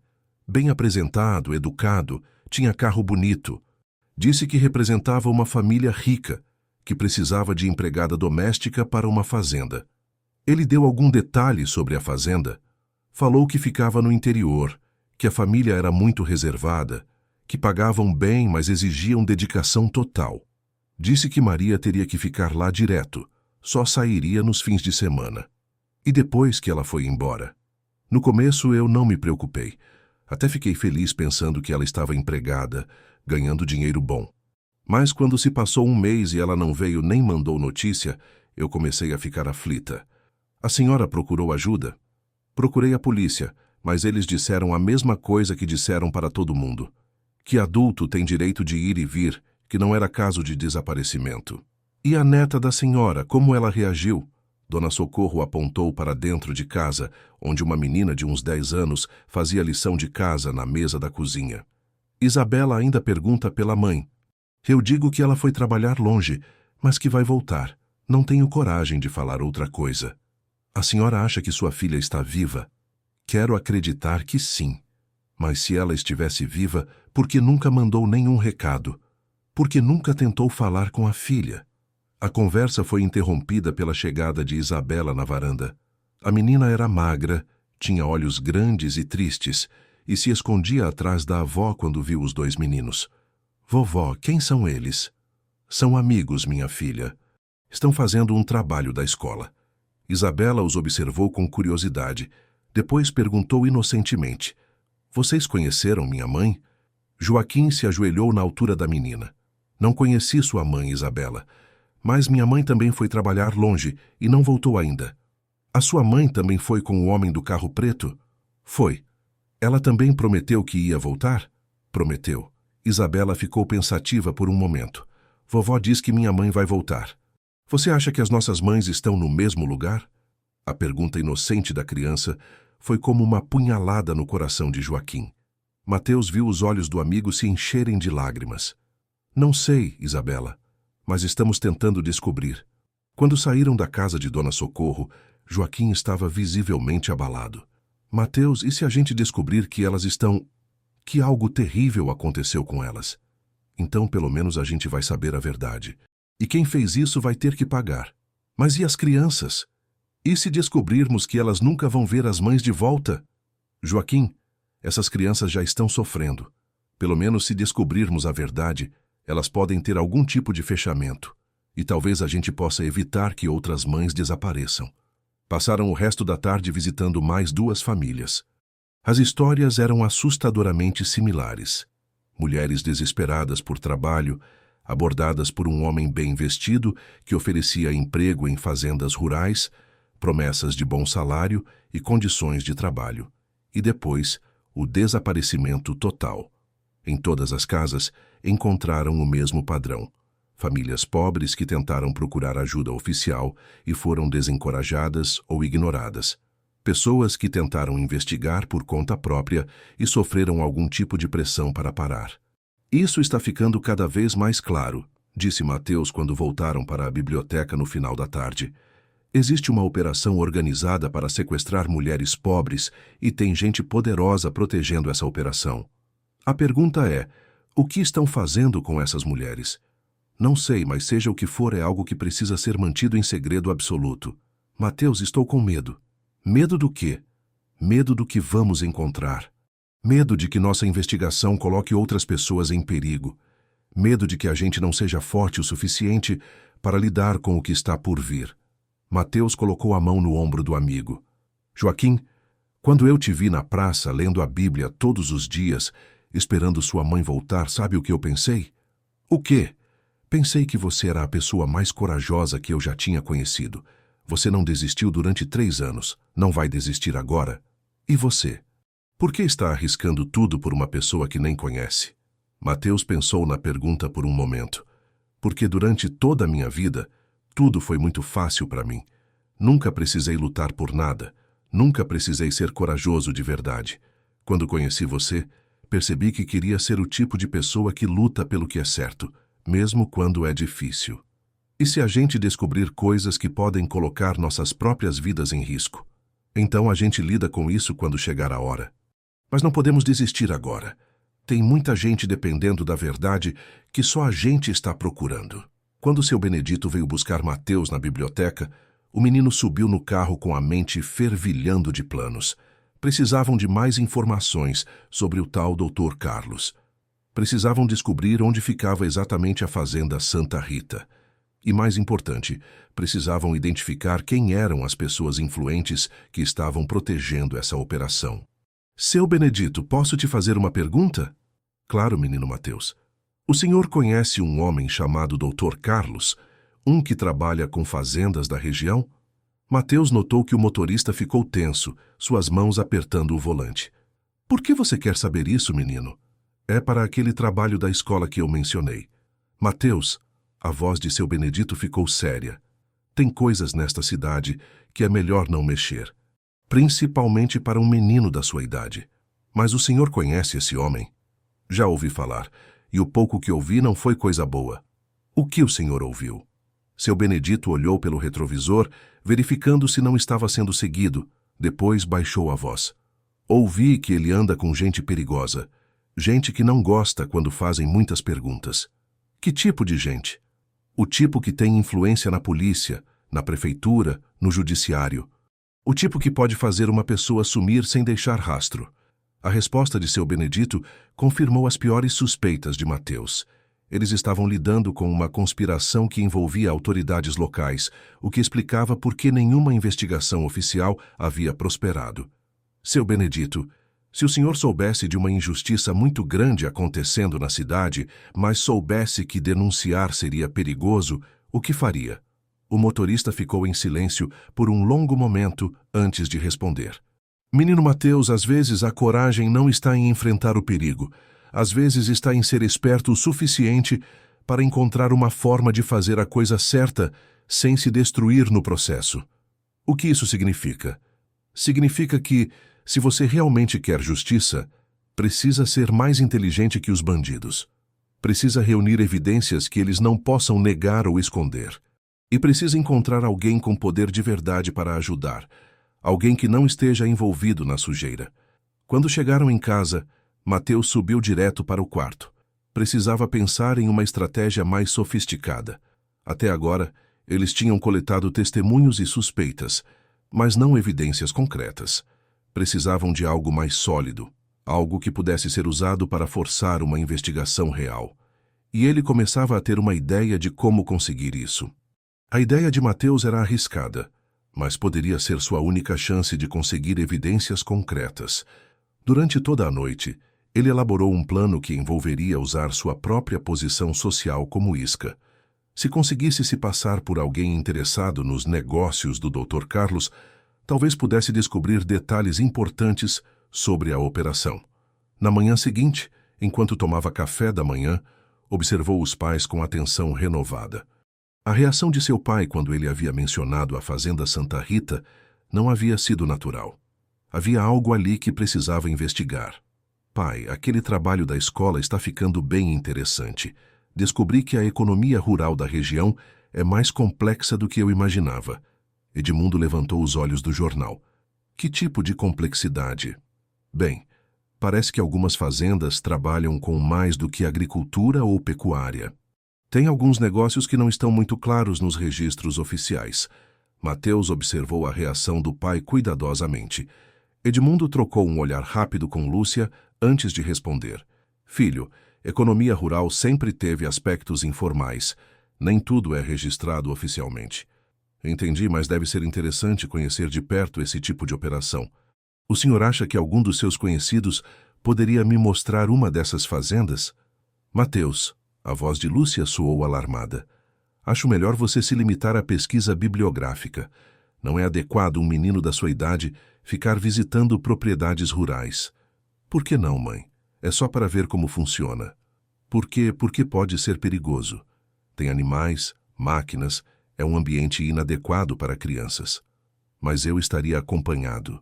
Não, Mateus. Esse assunto está encerrado. A firmeza na voz da mãe e o desconforto evidente do pai confirmaram as suspeitas de Mateus. Havia definitivamente algo que eles não queriam que ele descobrisse. Quando chegou à biblioteca para encontrar Joaquim, estava mais determinado que nunca. Joaquim, eu tenho um plano, mas é arriscado. Que tipo de plano? Vou fingir que sou filho de uma família rica interessada em investir nos negócios rurais da região. Se conseguir marcar um encontro com o doutor Carlos, posso tentar descobrir mais detalhes sobre a operação. Mateus, isso é muito perigoso. E se ele desconfiar? Por isso preciso da sua ajuda. Você vai ficar de olho, numa posição onde possa pedir ajuda se algo der errado. Como vamos conseguir o contato do Dr. Carlos? Dona Marlene deve saber como encontrá-lo. Ela disse que ele continua operando na cidade. Passaram o resto da manhã planejando os detalhes. Joaquim estava claramente nervoso com a ideia, mas entendia que precisavam de algo mais concreto se quisessem convencer alguma autoridade a investigar. À tarde, foram procurar Dona Marlene em seu ponto de doces na praça. Ela estava mais agitada que o normal, olhando constantemente ao redor como se esperasse algum problema. Dona Marlene, a senhora está bem? Não sei, menino. Desde ontem que estou com a sensação de que alguém está me observando. Pode ser paranoia minha, mas depois de tanta coisa que aconteceu... Que tipo de coisa? Ontem à noite, quando estava fechando aqui, vi um carro preto parado ali na esquina. Ficou lá uns 15 minutos, só observando. Quando comecei a caminhar para casa, o carro saiu também. Mateus e Joaquim trocaram um olhar preocupado. A senhora acha que tem a ver com nossa conversa? Não sei. Mas me deu a impressão de que queriam ter certeza de quem eu estava conversando. Dona Marlene, precisamos do contato do Dr. Carlos. Como podemos encontrá-lo? Meu Deus, meninos, vocês estão loucos? Por que querem se meter com esse homem? Mateus explicou o plano e Dona Marlene balançou a cabeça com desaprovação. Isso é muito perigoso, menino. Vocês não sabem do que essa gente é capaz. Dona Marlene, é nossa única chance de conseguir evidências reais. Todas as famílias que conversamos disseram a mesma coisa. As autoridades não investigam porque não têm provas concretas. Precisamos conseguir essas provas. E se vocês desaparecerem também? Por isso vamos tomar cuidado. Joaquim vai estar por perto e vamos marcar o encontro em lugar público. Dona Marlene ficou em silêncio por um longo momento, claramente dividida entre o desejo de ajudar e o medo do que poderia acontecer. Tem um bar no centro da cidade onde ele costuma aparecer nas quartas-feiras. Bar do Zeca, na Rua do Comércio. Mas, meninos, pelo amor de Deus, tenham cuidado. Como vamos identificá-lo? Homem moreno, uns 40 anos, sempre bem vestido, usa óculos escuros mesmo à noite. Costuma sentar numa mesa no fundo, sempre sozinho. E como vamos abordar ele? Isso eu não sei, menino, e nem quero saber. Se vocês vão fazer essa loucura, façam por conta própria. Na quarta-feira seguinte, Mateus chegou ao bar do Zeca vestindo a roupa mais formal que tinha. Havia ensaiado a história que contaria. Era filho de uma família rica de Salvador que estava pensando em investir em propriedades rurais na região de Feira de Santana. Joaquim estava posicionado numa padaria do outro lado da rua, de onde podia observar o bar sem ser notado. O bar era um estabelecimento simples, frequentado principalmente por homens de meia idade. Mateus se sentou numa mesa próxima à entrada e pediu um refrigerante, tentando parecer natural enquanto observava os outros clientes. Por volta das 8 horas da noite, um homem que correspondia exatamente à descrição de Dona Marlene entrou no bar. Moreno, bem vestido, óculos escuros, postura confiante. Sentou-se numa mesa no fundo e pediu uma cerveja. Mateus respirou fundo, reunindo coragem, e se aproximou da mesa. Com licença, o senhor é o Dr. Carlos? O homem o observou com atenção, claramente surpreso de ser abordado por uma criança. Quem quer saber? Meu nome é Mateus Figueiredo. Meu pai é empresário aqui de Feira de Santana e estamos interessados em fazer investimentos na área rural. Sua família eu conheço de nome. Mas que tipo de investimento um menino como você estaria discutindo? Bem, na verdade, meu pai me mandou conversar com o senhor primeiro, para entender melhor como funcionam os negócios na região antes de ele tomar qualquer decisão. Dr. Carlos fez sinal para que Mateus se sentasse. Interessante.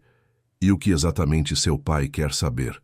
Ele ouviu falar que o senhor trabalha com propriedades rurais que, digamos, têm operações especiais. Operações que são mais rentáveis que a agricultura tradicional. Seu pai é um homem esperto, mas esses tipos de negócio não são para qualquer um. Exigem discrição, contatos certos e, principalmente, estômago forte. Estômago forte para quê? Dr. Carlos estudou o rosto de Mateus por um longo momento. Menino, você tem certeza de que seu pai sabe que você está aqui? Tenho sim. Ele disse que se eu conseguisse demonstrar maturidade para entender esses negócios, talvez pudesse começar a participar das decisões da família. E o que ele te disse sobre minhas atividades? Que o senhor ajuda proprietários rurais a otimizar seus recursos humanos e que isso gera rendimentos muito superiores aos métodos convencionais.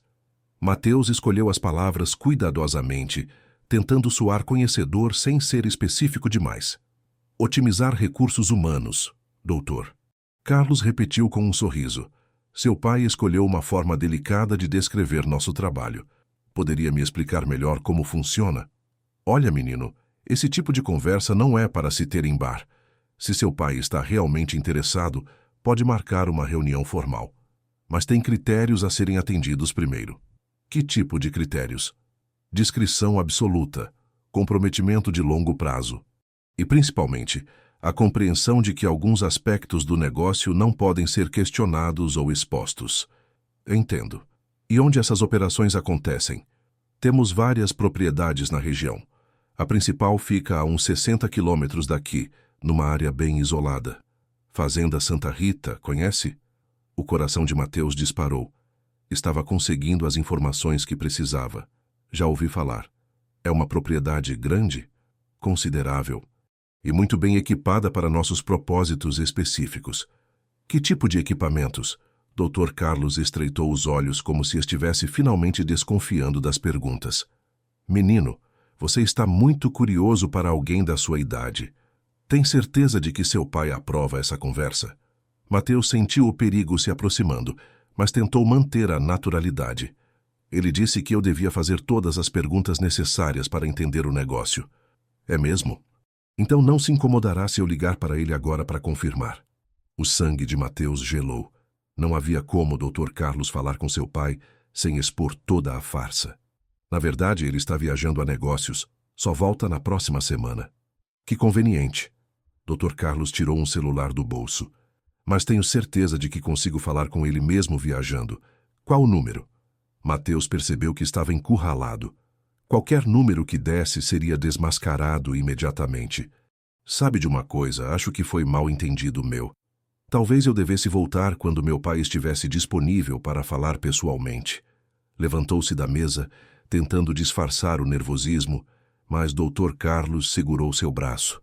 Menino, você veio aqui fazer perguntas muito específicas sobre negócios muito delicados. Acho que você não vai embora até a gente esclarecer algumas coisas. Eu preciso ir. Meu motorista está me esperando. Que motorista? Eu vi você chegar aqui sozinho. A situação estava rapidamente saindo do controle. Mateus olhou desesperadamente em direção à janela, esperando que Joaquim percebesse que ele estava em apuros. Escuta aqui, garoto. A voz de Dr. Carlos ficou baixa e ameaçadora. Você veio aqui fingindo ser coisa que não é, fazendo perguntas sobre assuntos que podem colocar pessoas importantes em problemas. Isso não vai passar em branco. Eu não estava fingindo nada. Só queria entender. Entender o quê? Quem mandou você aqui? Quem está por trás dessas perguntas? Mateus tentou se levantar, mas Dr. Carlos apertou o braço dele com mais força. Você vai sentar aqui e vai me contar exatamente quem está te usando para espionar meu trabalho. Foi nesse momento que Joaquim apareceu na porta do bar. Havia percebido que algo estava errado e decidiu intervir. Mateus, que bom que te encontrei. Sua mãe mandou te buscar. Disse que é urgente. Doutor. Carlos soltou o braço de Mateus, mas continuou observando a situação com desconfiança. E quem é você? Sou o colega de escola dele. A mãe dele me pediu para vir te chamar porque aconteceu um problema em casa. Que tipo de problema? Joaquim improvisou rapidamente.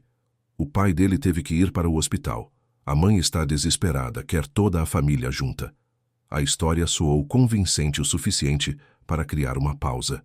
Dr. Carlos hesitou, claramente avaliando se deveria deixá-los ir. Tudo bem, meninos, podem ir. Mas ele olhou diretamente para Mateus.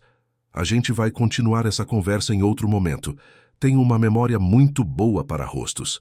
Os dois meninos saíram do bar caminhando naturalmente, mas por dentro estavam apavorados. Só começaram a correr quando dobraram a primeira esquina e tiveram certeza de que não estavam sendo seguidos. Meu Deus, Mateus, achei que você não ia conseguir sair de lá. Eu também. Mas pelo menos conseguimos algumas informações importantes.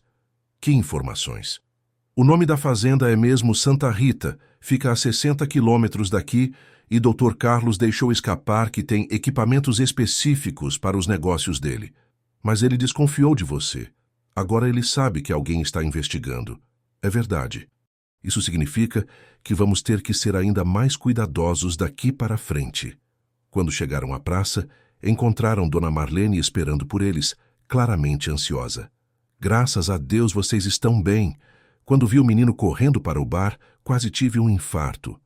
Estamos bem, Dona Marlene, e conseguimos informações valiosas. Que informações? Mateus contou o que havia descoberto, e Dona Marlene ficou cada vez mais preocupada. Meninos, agora vocês viraram alvo. Esse homem não vai esquecer o que aconteceu hoje. O que a senhora acha que devemos fazer? Acho que vocês deveriam parar por aqui. Já descobriram mais do que a maioria das pessoas conseguiu descobrir. Talvez seja a hora de procurar ajuda de alguém com mais poder. Quem, Dona Marlene? Quem na cidade tem poder suficiente para enfrentar essa gente e não está envolvido com eles? Não sei, menino, mas sei que vocês não podem continuar sozinhos. É perigoso demais. Naquela noite, Mateus chegou em casa com a sensação de que havia cruzado uma linha da qual não haveria volta. Dr. Carlos agora sabia que alguém estava investigando, e isso colocava não apenas ele e Joaquim em perigo, mas também todas as famílias que haviam conversado com eles. Precisava encontrar uma forma de expor a operação rapidamente antes que Dr. Carlos tivesse tempo de cobrir os rastros ou silenciar as testemunhas. E estava começando a suspeitar que a resposta poderia estar muito mais próxima de casa do que havia imaginado. Na manhã seguinte, Mateus acordou com uma certeza assustadora. Sua família estava envolvida na conspiração. As reações evasivas de seu pai, a insistência da mãe em afastá-lo do assunto, os olhares trocados entre eles sempre que o tema surgia. Tudo começava a fazer sentido de uma forma que ele preferia não admitir. Durante o café da manhã, observou os pais com um olhar completamente novo. Edmundo lia o jornal com a mesma naturalidade de sempre, comentando sobre política e economia como se fosse um cidadão comum preocupado com questões sociais. Lúcia organizava a agenda da semana, mencionando compromissos sociais e reuniões beneficentes. Tudo parecia normal na superfície, mas Mateus agora percebia as camadas de falsidade por trás dessa aparente normalidade. Pai, posso te fazer uma pergunta sobre seus negócios? Edmundo abaixou o jornal claramente cauteloso. Que tipo de pergunta? O senhor já investiu em propriedades rurais? Já, algumas vezes. Por quê? E o senhor conhece a fazenda Santa Rita? O silêncio que se seguiu foi tão tenso que parecia sólido. Lúcia parou de mexer no café e fitou o marido com uma expressão de alarme. Edmundo dobrou o jornal lentamente, seus olhos nunca saindo do rosto do filho. Mateus, onde você ouviu esse nome? Em conversas pela cidade, dizem que é uma propriedade importante na região. Filho, a voz de Edmundo ficou perigosamente baixa. Eu pensei que tínhamos concordado que você ia parar com essas investigações. Que investigações, pai? Estou apenas fazendo perguntas para um trabalho escolar. Não me trate como idiota, Mateus. Eu sei exatamente o que você anda fazendo. Sei que você conversou com famílias de mulheres desaparecidas. Sei que você foi ao bar do Zeca ontem à noite. E sei que você fez perguntas muito perigosas para pessoas muito perigosas. Mateus sentiu o sangue gelar. Se seu pai sabia de tudo isso, significava que estava sendo vigiado. Ou pior, que Edmundo fazia parte da rede que eles estavam investigando. Como o senhor sabe disso? Porque eu recebo telefonemas, Mateus. Telefonemas de pessoas preocupadas com um menino da família Figueiredo fazendo perguntas inconvenientes. Que pessoas? Pessoas que têm poder para causar problemas muito sérios para nossa família. Lúcia se levantou da mesa, visivelmente nervosa. Edmundo, talvez seja a hora de explicar a situação para ele. Explicar que situação?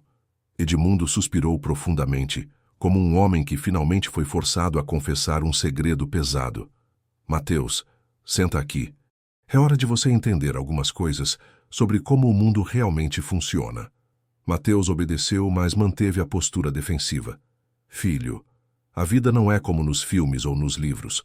Não existe bem e mal absolutos. Existem realidades econômicas, necessidades práticas, e às vezes pessoas têm que fazer escolhas difíceis. Que tipo de escolhas? O tipo de escolha que mantém nossa família segura, nossa empresa funcionando, nossos empregados com salário em dia. Pai, o senhor está envolvido com os desaparecimentos dessas mulheres? Eu não estou envolvido diretamente com nada, Mateus.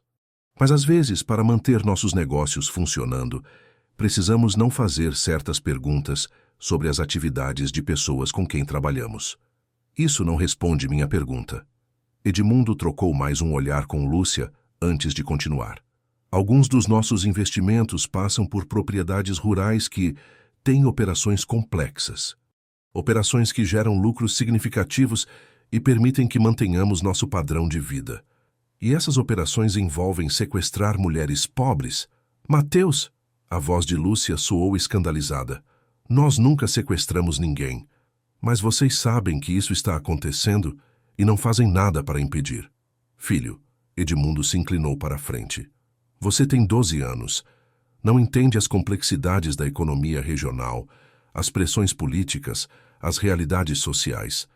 Não é tão simples quanto você pensa. É simples, sim. Mulheres estão desaparecendo, famílias estão sofrendo. E vocês sabem disso e não fazem nada porque lucram com a situação. Nós não lucramos diretamente, mas lucram indiretamente. e isso é suficiente para ficarem quietos. Mateus se levantou da mesa, sentindo uma mistura de náusea e indignação que nunca havia experimentado. Eu não posso acreditar que vocês são esse tipo de pessoa. Que tipo de pessoa, Mateus? A voz de Lúcia estava carregada de lágrimas. Pais que querem proteger o filho, pessoas que trabalham duro para manter uma vida digna, pessoas que se beneficiam do sofrimento de outras pessoas. Mateus, você está sendo dramático. Dramático? Mateus gritou. Tem crianças como a Isabela que não sabem se vão ver as mães de novo. Tem o Joaquim esperando há 3 anos por alguém que pode estar sendo mantida prisioneira. E vocês acham que eu estou sendo dramático? Edmundo bateu a mão na mesa, assumindo o tom autoritário que usava nos negócios. Chega, Mateus. Você vai parar com essa história agora mesmo. Não vai mais sair de casa depois da escola. Não vai mais para a biblioteca. E, principalmente, não vai mais se envolver com esse menino da praça. Vocês não podem me impedir. Podemos sim. E vamos. A partir de hoje, você fica em casa sob supervisão até aprender a se comportar de forma responsável. Mateus saiu da sala de jantar caminhando, mas por dentro estava correndo. Subiu para o quarto, trancou a porta e pegou o telefone da mesinha de cabeceira. Precisava avisar Joaquim sobre o perigo que ambos corriam, mas não sabia como contactá-lo. A solução veio quando lembrou que Joaquim trabalhava de manhã no depósito de sucata.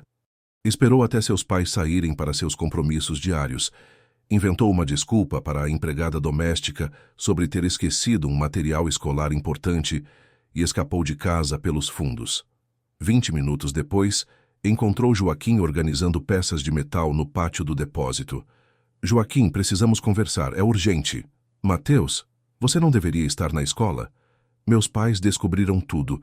Eles sabem da nossa investigação, sabem do encontro com o doutor. Carlos, sabem de tudo. Como eles sabem? Porque estão envolvidos, Joaquim. Minha família faz parte dessa rede. Eles podem não estar diretamente sequestrando as mulheres, mas lucram com a operação e protegem quem está fazendo isso. Joaquim largou a peça de metal que estava carregando, o choque evidente em sua expressão.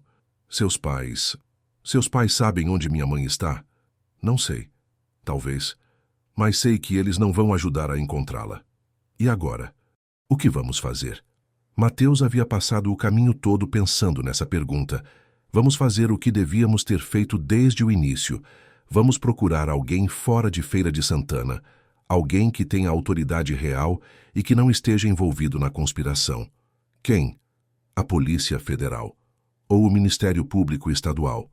Alguém de Salvador que possa vir aqui investigar sem ser influenciado pelas pessoas locais.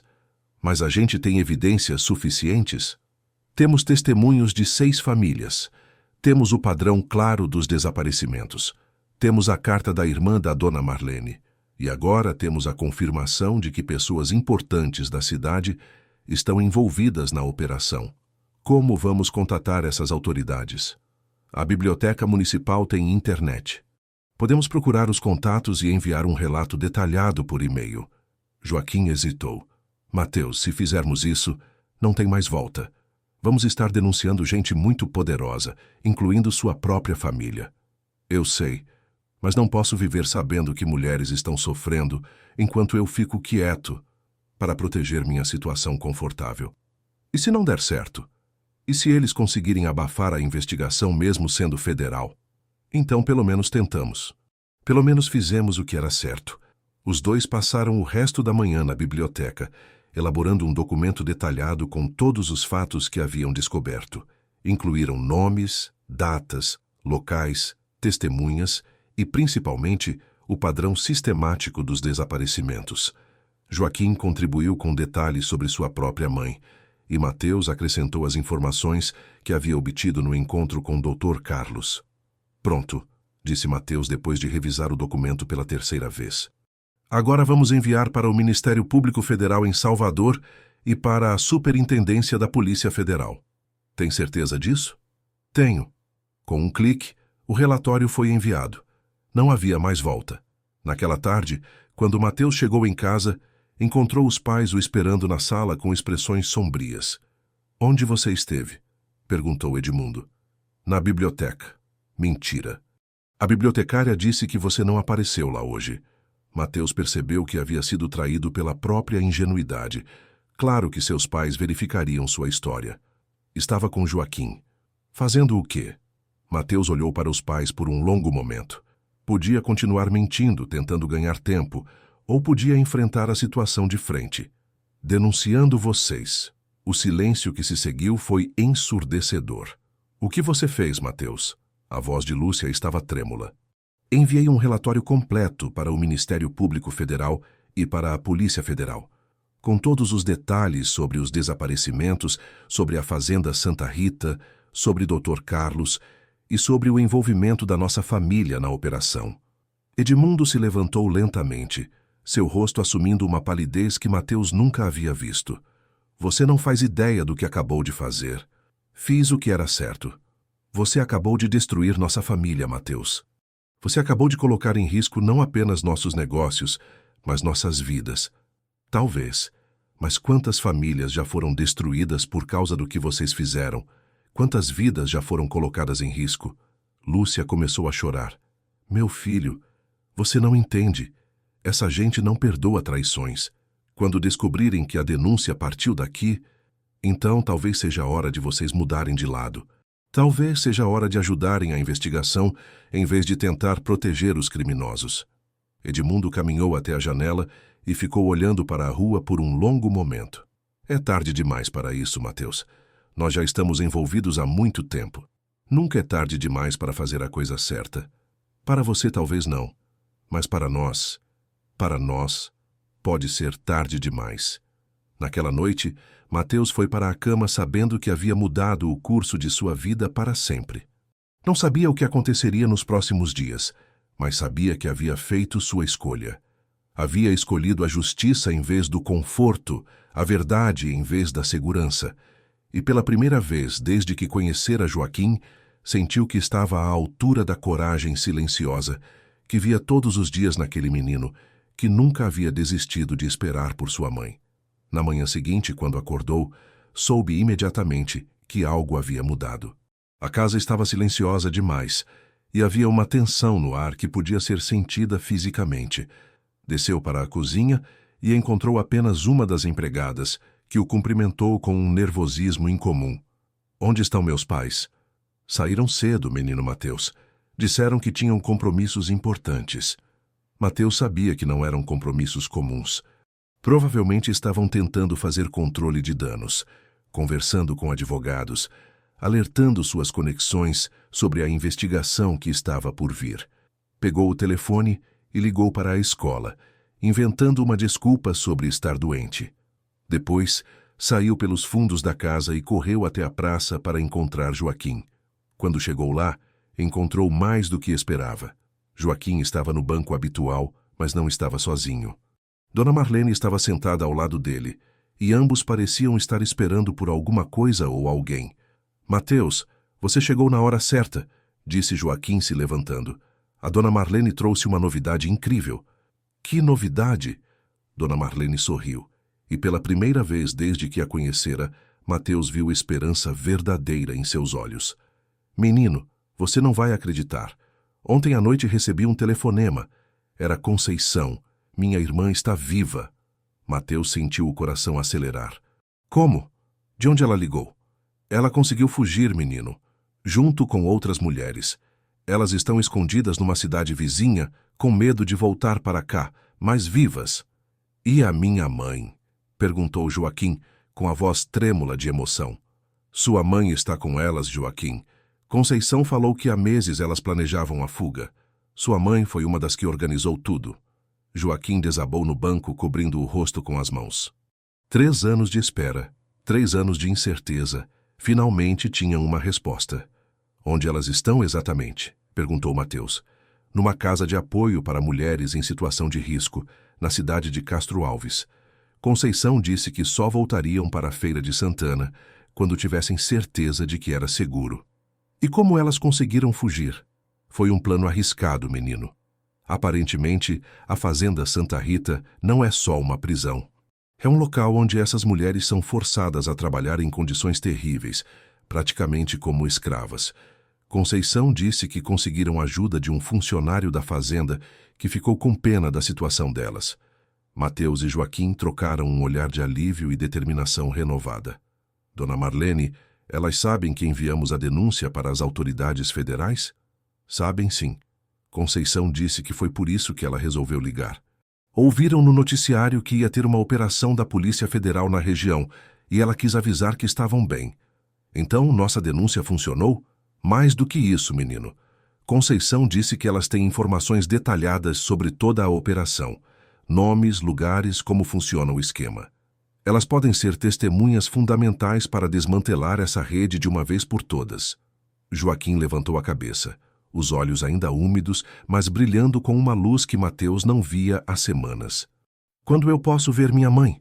Conceição disse que em alguns dias, quando a situação estiver mais controlada. As autoridades federais querem conversar com elas primeiro, garantir que estão seguras e depois organizar os reencontros. Joaquim, disse Mateus colocando a mão no ombro do amigo, sua mãe não só está viva, como ajudou outras mulheres a escapar. Ela é uma heroína. E vocês dois também são heróis, acrescentou Dona Marlene. Se não tivessem começado essa investigação, se não tivessem feito a denúncia, essas mulheres poderiam ter ficado prisioneiras para sempre. Naquele momento, Mateus sentiu que todas as dificuldades, todos os riscos, toda a ruptura com sua família haviam valido a pena. A justiça estava sendo feita, famílias iam ser reunidas e uma rede criminosa seria desmantelada. Dona Marlene, perguntou Joaquim, minha mãe disse quando vai poder voltar para casa? Disse que logo, meu filho. Muito logo. E que nunca parou de pensar em você nem um só dia. Enquanto caminhavam de volta pela cidade naquela manhã, Mateus e Joaquim sabiam que suas vidas estavam prestes a mudar completamente. Em alguns dias, Joaquim teria sua mãe de volta. E Mateus teria que enfrentar as consequências de suas escolhas, mas pela primeira vez se sentia verdadeiramente orgulhoso de quem era. 2 semanas se passaram como um turbilhão de eventos que mudaram Feira de Santana para sempre. A operação da Polícia Federal foi rápida e eficiente, desmontando toda a rede criminosa em uma única manhã coordenada. A Fazenda Santa Rita foi invadida, Dr. Carlos foi preso junto com outros 15 envolvidos na operação e documentos detalhando todo o esquema foram apreendidos. Mateus assistiu de sua janela quando os carros da Polícia Federal chegaram à sua casa para interrogar seus pais. Edmundo e Lúcia foram levados para prestar depoimento, mas acabaram colaborando com a investigação em troca de acordos judiciais. A empresa da família foi investigada, bens foram bloqueados temporariamente, e a vida privilegiada que Mateus conhecera chegou ao fim. Paradoxalmente, ele nunca se sentiu mais livre. Durante esses dias turbulentos, a cidade inteira parecia estar acordando de um pesadelo. Jornalistas de Salvador e até de outras capitais chegaram para cobrir o caso que ficou conhecido como Operação Esperança. As autoridades locais corruptas foram afastadas, uma força-tarefa foi criada para cuidar das famílias afetadas e uma rede de proteção social começou a se formar para evitar que situações similares voltassem a acontecer. Joaquim passou esses dias em um estado de ansiedade e expectativa que era quase insuportável. As autoridades haviam confirmado que sua mãe estava bem e segura, mas os procedimentos legais para seu retorno estavam sendo finalizados com cuidado. Conceição Silva, junto com as outras mulheres resgatadas, estava prestando depoimentos detalhados sobre os meses de cativeiro, ajudando a construir um caso sólido contra toda a organização criminosa. Ela vai voltar amanhã, disse Joaquim quando se encontrou com Mateus na biblioteca pela última vez antes do grande dia. A assistente social disse que ela vai chegar de manhã e que pode me ver às 7 horas na praça. Foi onde ela disse que queria me encontrar. No mesmo banco onde você esperou por ela todos esses anos? No mesmo banco. Ela pediu especificamente para ser lá. Mateus sorriu, sentindo uma emoção profunda tomando conta dele. É perfeito, Joaquim. É como fechar um ciclo. E você? O que vai acontecer com sua família? Meus pais vão ter que responder na justiça, mas os advogados acham que conseguirão acordos que evitem prisão, principalmente porque decidiram colaborar com a investigação. Vamos perder muito dinheiro, talvez a casa, certamente o status social, mas estaremos juntos. E você está bem com isso? Estou. Sabe o que descobri nessas últimas semanas? Que eu nunca havia sido realmente feliz antes. Tinha conforto, tinha luxo, tinha facilidades, mas não tinha propósito. Não tinha algo pelo que valesse a pena lutar. E agora tem? Agora sei que quero trabalhar com justiça social. Quero estudar direito, virar promotor público ou advogado de pessoas que não têm recursos. Quero usar minha educação e meu conhecimento para ajudar pessoas como sua mãe. Joaquim abriu um sorriso genuíno. Ela vai gostar de conhecer você. Eu contei tudo sobre nossa amizade nas cartas que escrevi para ela, através da assistente social. Como ela reagiu? Disse que estava orgulhosa de saber que eu tinha encontrado um amigo de verdade e que queria agradecer pessoalmente a pessoa que me ajudou a encontrá-la. Naquela noite, nem Joaquim nem Mateus conseguiram dormir direito. Joaquim porque finalmente veria sua mãe depois de 3 anos, 2 meses e 19 dias de separação. Mateus porque sabia que presenciaria um dos momentos mais importantes da vida de seu melhor amigo. Às 6:30 da manhã do dia 23 de janeiro, os 2 meninos se encontraram na praça. O sol ainda estava nascendo, pintando o céu com tons de laranja e rosa que refletiam na igreja matriz e nas árvores ao redor. A cidade estava silenciosa, com apenas alguns comerciantes chegando para abrir suas lojas. Joaquim carregava a Bíblia desgastada, como sempre, mas suas mãos tremiam visivelmente. Sentou-se no banco habitual, mas não conseguiu se concentrar na leitura. Seus olhos dançavam pela página sem realmente absorver as palavras. Calma, Joaquim, ainda faltam alguns minutos. E se ela não vier? E se algo der errado no último minuto? Ela vai vir. As autoridades confirmaram ontem à noite que tudo estava certo. Mateus se sentou ao lado do amigo, oferecendo o apoio silencioso que havia aprendido a valorizar durante esses meses de amizade. Às 6:55, um carro oficial parou na lateral da praça. Mateus viu uma mulher de uns 35 anos descer do veículo, acompanhada por uma assistente social. Mesmo à distância, era impossível não reconhecer de quem Joaquim havia herdado os olhos expressivos e a postura digna. Conceição Silva estava mais magra do que provavelmente era antes do cativeiro, e havia uma tensão em seus ombros que falava de meses de sofrimento. Mas quando seus olhos encontraram Joaquim sentado no banco, toda a dor pareceu se dissolver em pura alegria. Meu filho, ela murmurou. E mesmo à distância, Mateus pôde ver as lágrimas brotando em seus olhos. Joaquim se levantou devagar, como se não acreditasse completamente no que estava vendo. A Bíblia escorregou de suas mãos e caiu na grama, esquecida pela primeira vez em 3 anos. Mamãe? Meu menino querido. Conceição correu em direção ao filho, e quando se abraçaram no centro da praça, o mundo pareceu parar ao redor deles. Mateus sentiu lágrimas escorrendo por seu próprio rosto enquanto assistia ao reencontro que havia ajudado a tornar possível.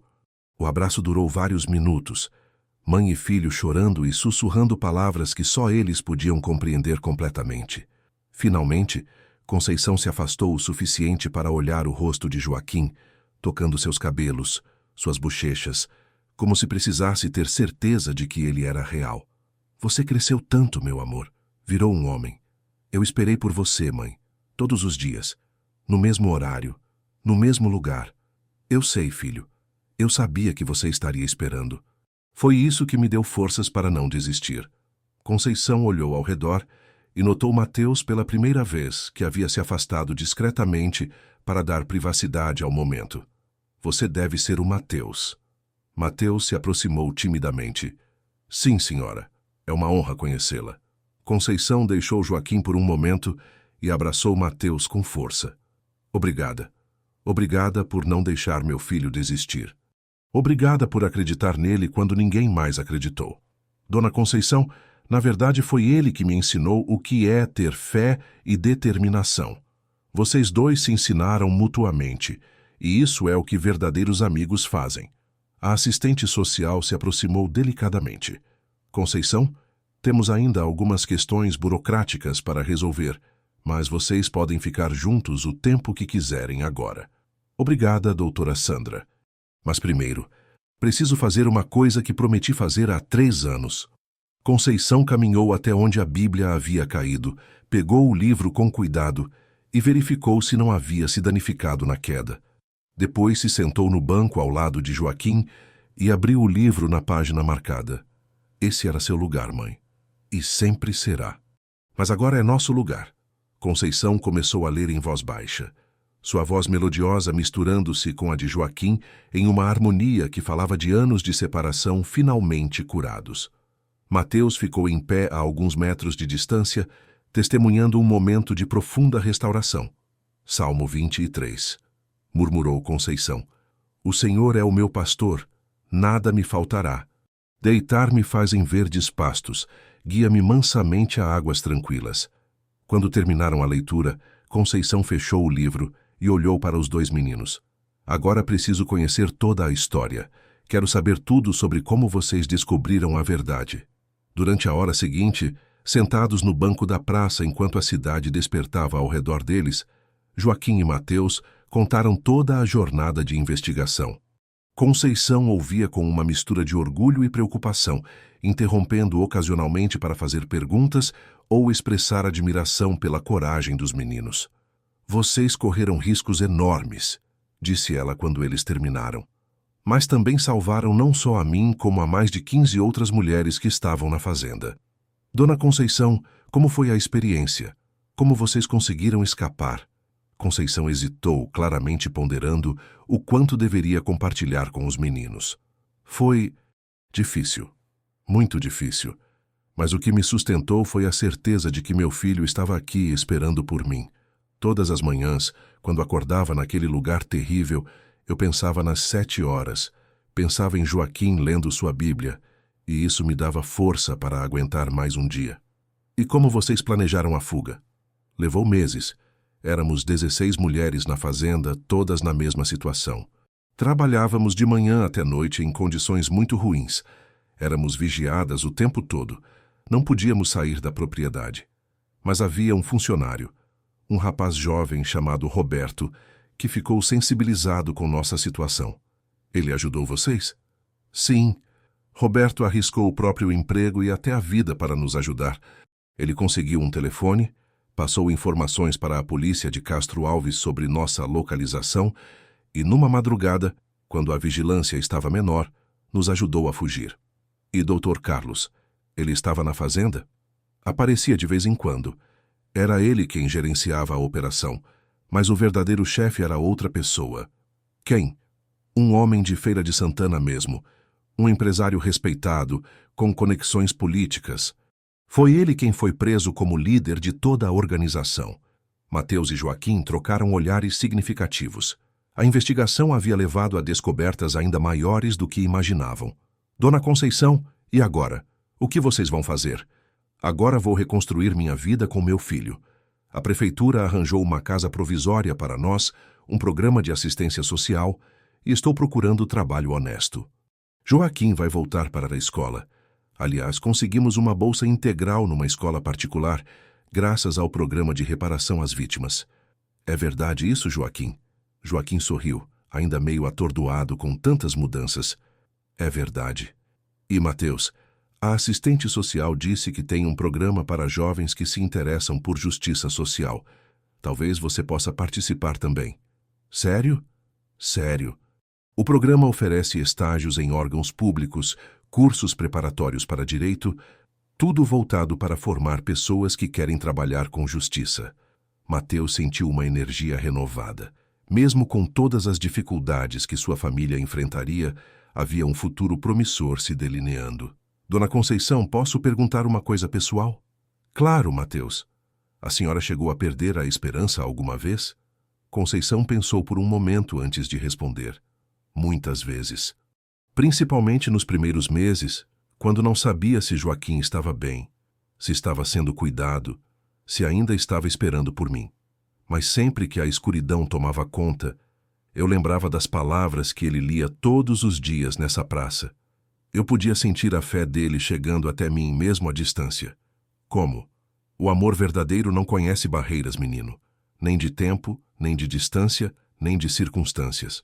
Eu sabia que enquanto meu filho não desistisse de mim, eu não podia desistir de voltar para ele. Às 9 horas da manhã, Dona Marlene chegou à praça carregando sua cesta de doces e encontrou a reunião improvisada. Quando viu Conceição, gritou de alegria e correu para abraçar a cunhada que pensou que nunca mais veria. Conceição, minha irmã querida, Marlene, como eu senti sua falta. As duas mulheres se abraçaram chorando, e Mateus percebeu que estava presenciando não apenas o reencontro de uma mãe com seu filho, mas a restauração de uma família inteira que havia sido despedaçada pela injustiça. E agora, Marlene? O que vai acontecer com aquela gente terrível? Já aconteceu, irmã. Estão todos presos. O esquema foi desmantelado completamente. Nunca mais vão poder fazer mal a ninguém. Graças a esses dois meninos corajosos, graças à fé que seu filho nunca perdeu e à coragem que o amigo dele encontrou para lutar pelo que é certo. Durante o resto daquela manhã especial, mais pessoas chegaram à praça. Outras famílias que haviam sido reunidas graças à investigação. Seu Benedito apareceu para cumprimentar Conceição e contar que havia sido promovido na empresa onde trabalhava depois que seu testemunho ajudou na operação policial. Menino Mateus, seus pais querem falar com você, disse ele em determinado momento. Eles estão em casa? Estão, e disseram que têm coisas importantes para conversarem. Mateus olhou para Joaquim, que assentiu compreensivamente. Vai, Mateus, sua família precisa de você agora. E nós vamos estar aqui quando você voltar. Pode ter certeza disso. Amigos de verdade não desaparecem. Quando Mateus chegou em casa, encontrou os pais na sala, rodeados de papéis legais e com expressões cansadas, mas determinadas. Filho, senta aqui. Precisamos pedir sua ajuda. Minha ajuda para quê? Para reconstruir nossa vida da forma certa, disse Lúcia. Conversamos muito nessas últimas semanas. Refletimos sobre nossas escolhas e percebemos que você estava certo desde o início. Como assim? Decidimos usar nosso conhecimento e nossos contatos remanescentes para ajudar na criação de programas sociais para evitar que outras pessoas passem pela situação que essas mulheres passaram, explicou Edmundo. Vocês estão falando sério? Completamente sério. Vamos perder muito do que tínhamos financeiramente, mas queremos recuperar nossa dignidade. E você nos mostrou como fazer isso. Não entendo.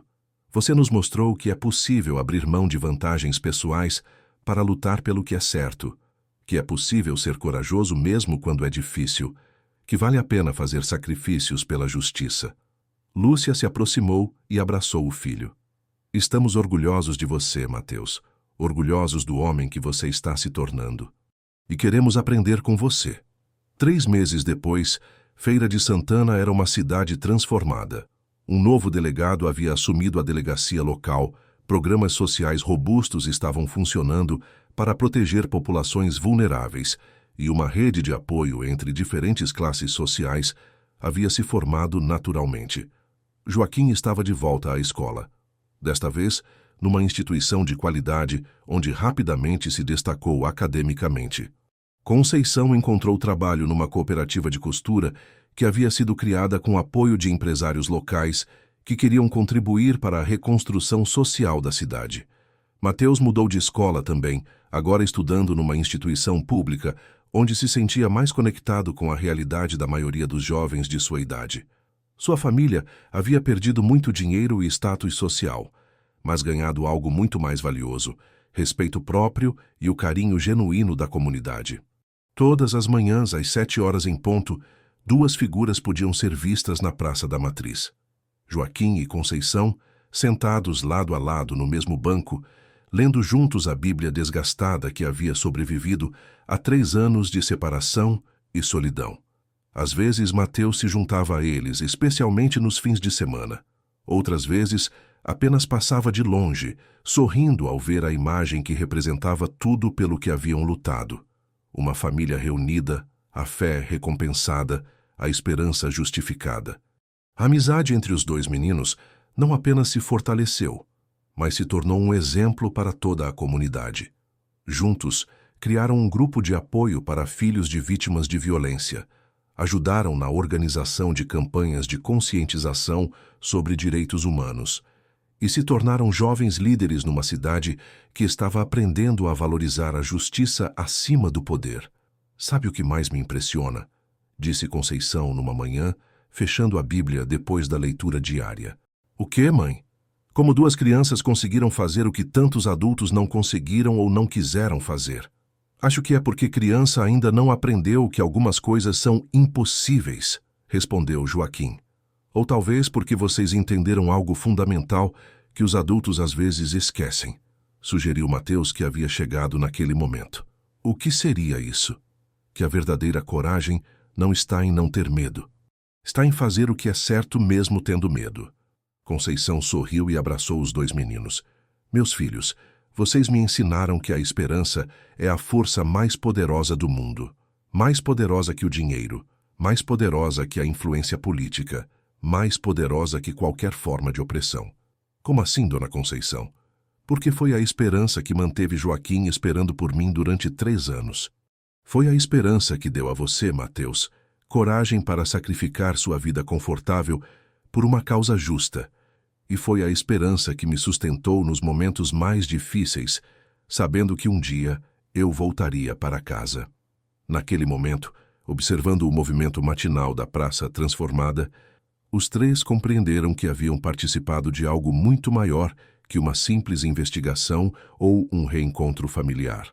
Haviam participado de uma prova viva de que o amor verdadeiro, combinado com determinação inabalável, pode superar qualquer obstáculo e transformar não apenas vidas individuais, mas comunidades inteiras. E toda manhã, quando o sol nascia sobre Feira de Santana, 2 vozes se uniam em harmonia perfeita, lendo palavras antigas sobre fé, esperança e amor que nunca haviam soado tão atuais e verdadeiras. Anos mais tarde, quando Mateus se formou em Direito e se tornou um promotor público especializado em direitos humanos, e quando Joaquim se tornou assistente social, trabalhando com famílias em situação de risco, ambos continuaram se encontrando na praça nas manhãs especiais, porque sabiam que aquele banco de madeira carcomido não era apenas um local de encontro. Era um símbolo de tudo que haviam aprendido sobre persistência, amizade, coragem e principalmente sobre o poder transformador de nunca desistir de lutar pelo que é certo. Queridos ouvintes, esperamos que a história de Joaquim, Mateus e Conceição tenha tocado seus corações profundamente. Como essas 3 vidas se entrelaçaram para mostrar que a verdadeira riqueza está na coragem de fazer o que é certo, mesmo quando é difícil. Para continuar esta jornada emocional, preparamos uma playlist especial com histórias igualmente cativantes, que exploram o poder da fé, da amizade e da determinação. Encontrem-na aqui, fazendo clique à sua esquerda. Se esta história os emocionou, não se esqueçam de se inscrever em nosso canal e dar gostei ao vídeo. Todos os dias trazemos narrativas únicas que celebram o triunfo da esperança sobre o desespero, da coragem sobre o medo e do amor sobre a injustiça. Seus comentários nos inspiram a continuar contando histórias que realmente importam. Digam-nos, qual momento da história mais os tocou? Já vivenciaram situações onde precisaram escolher entre o cômodo e o correto? Compartilhem suas reflexões conosco. Cada comentário é uma nova história esperando para ser contada.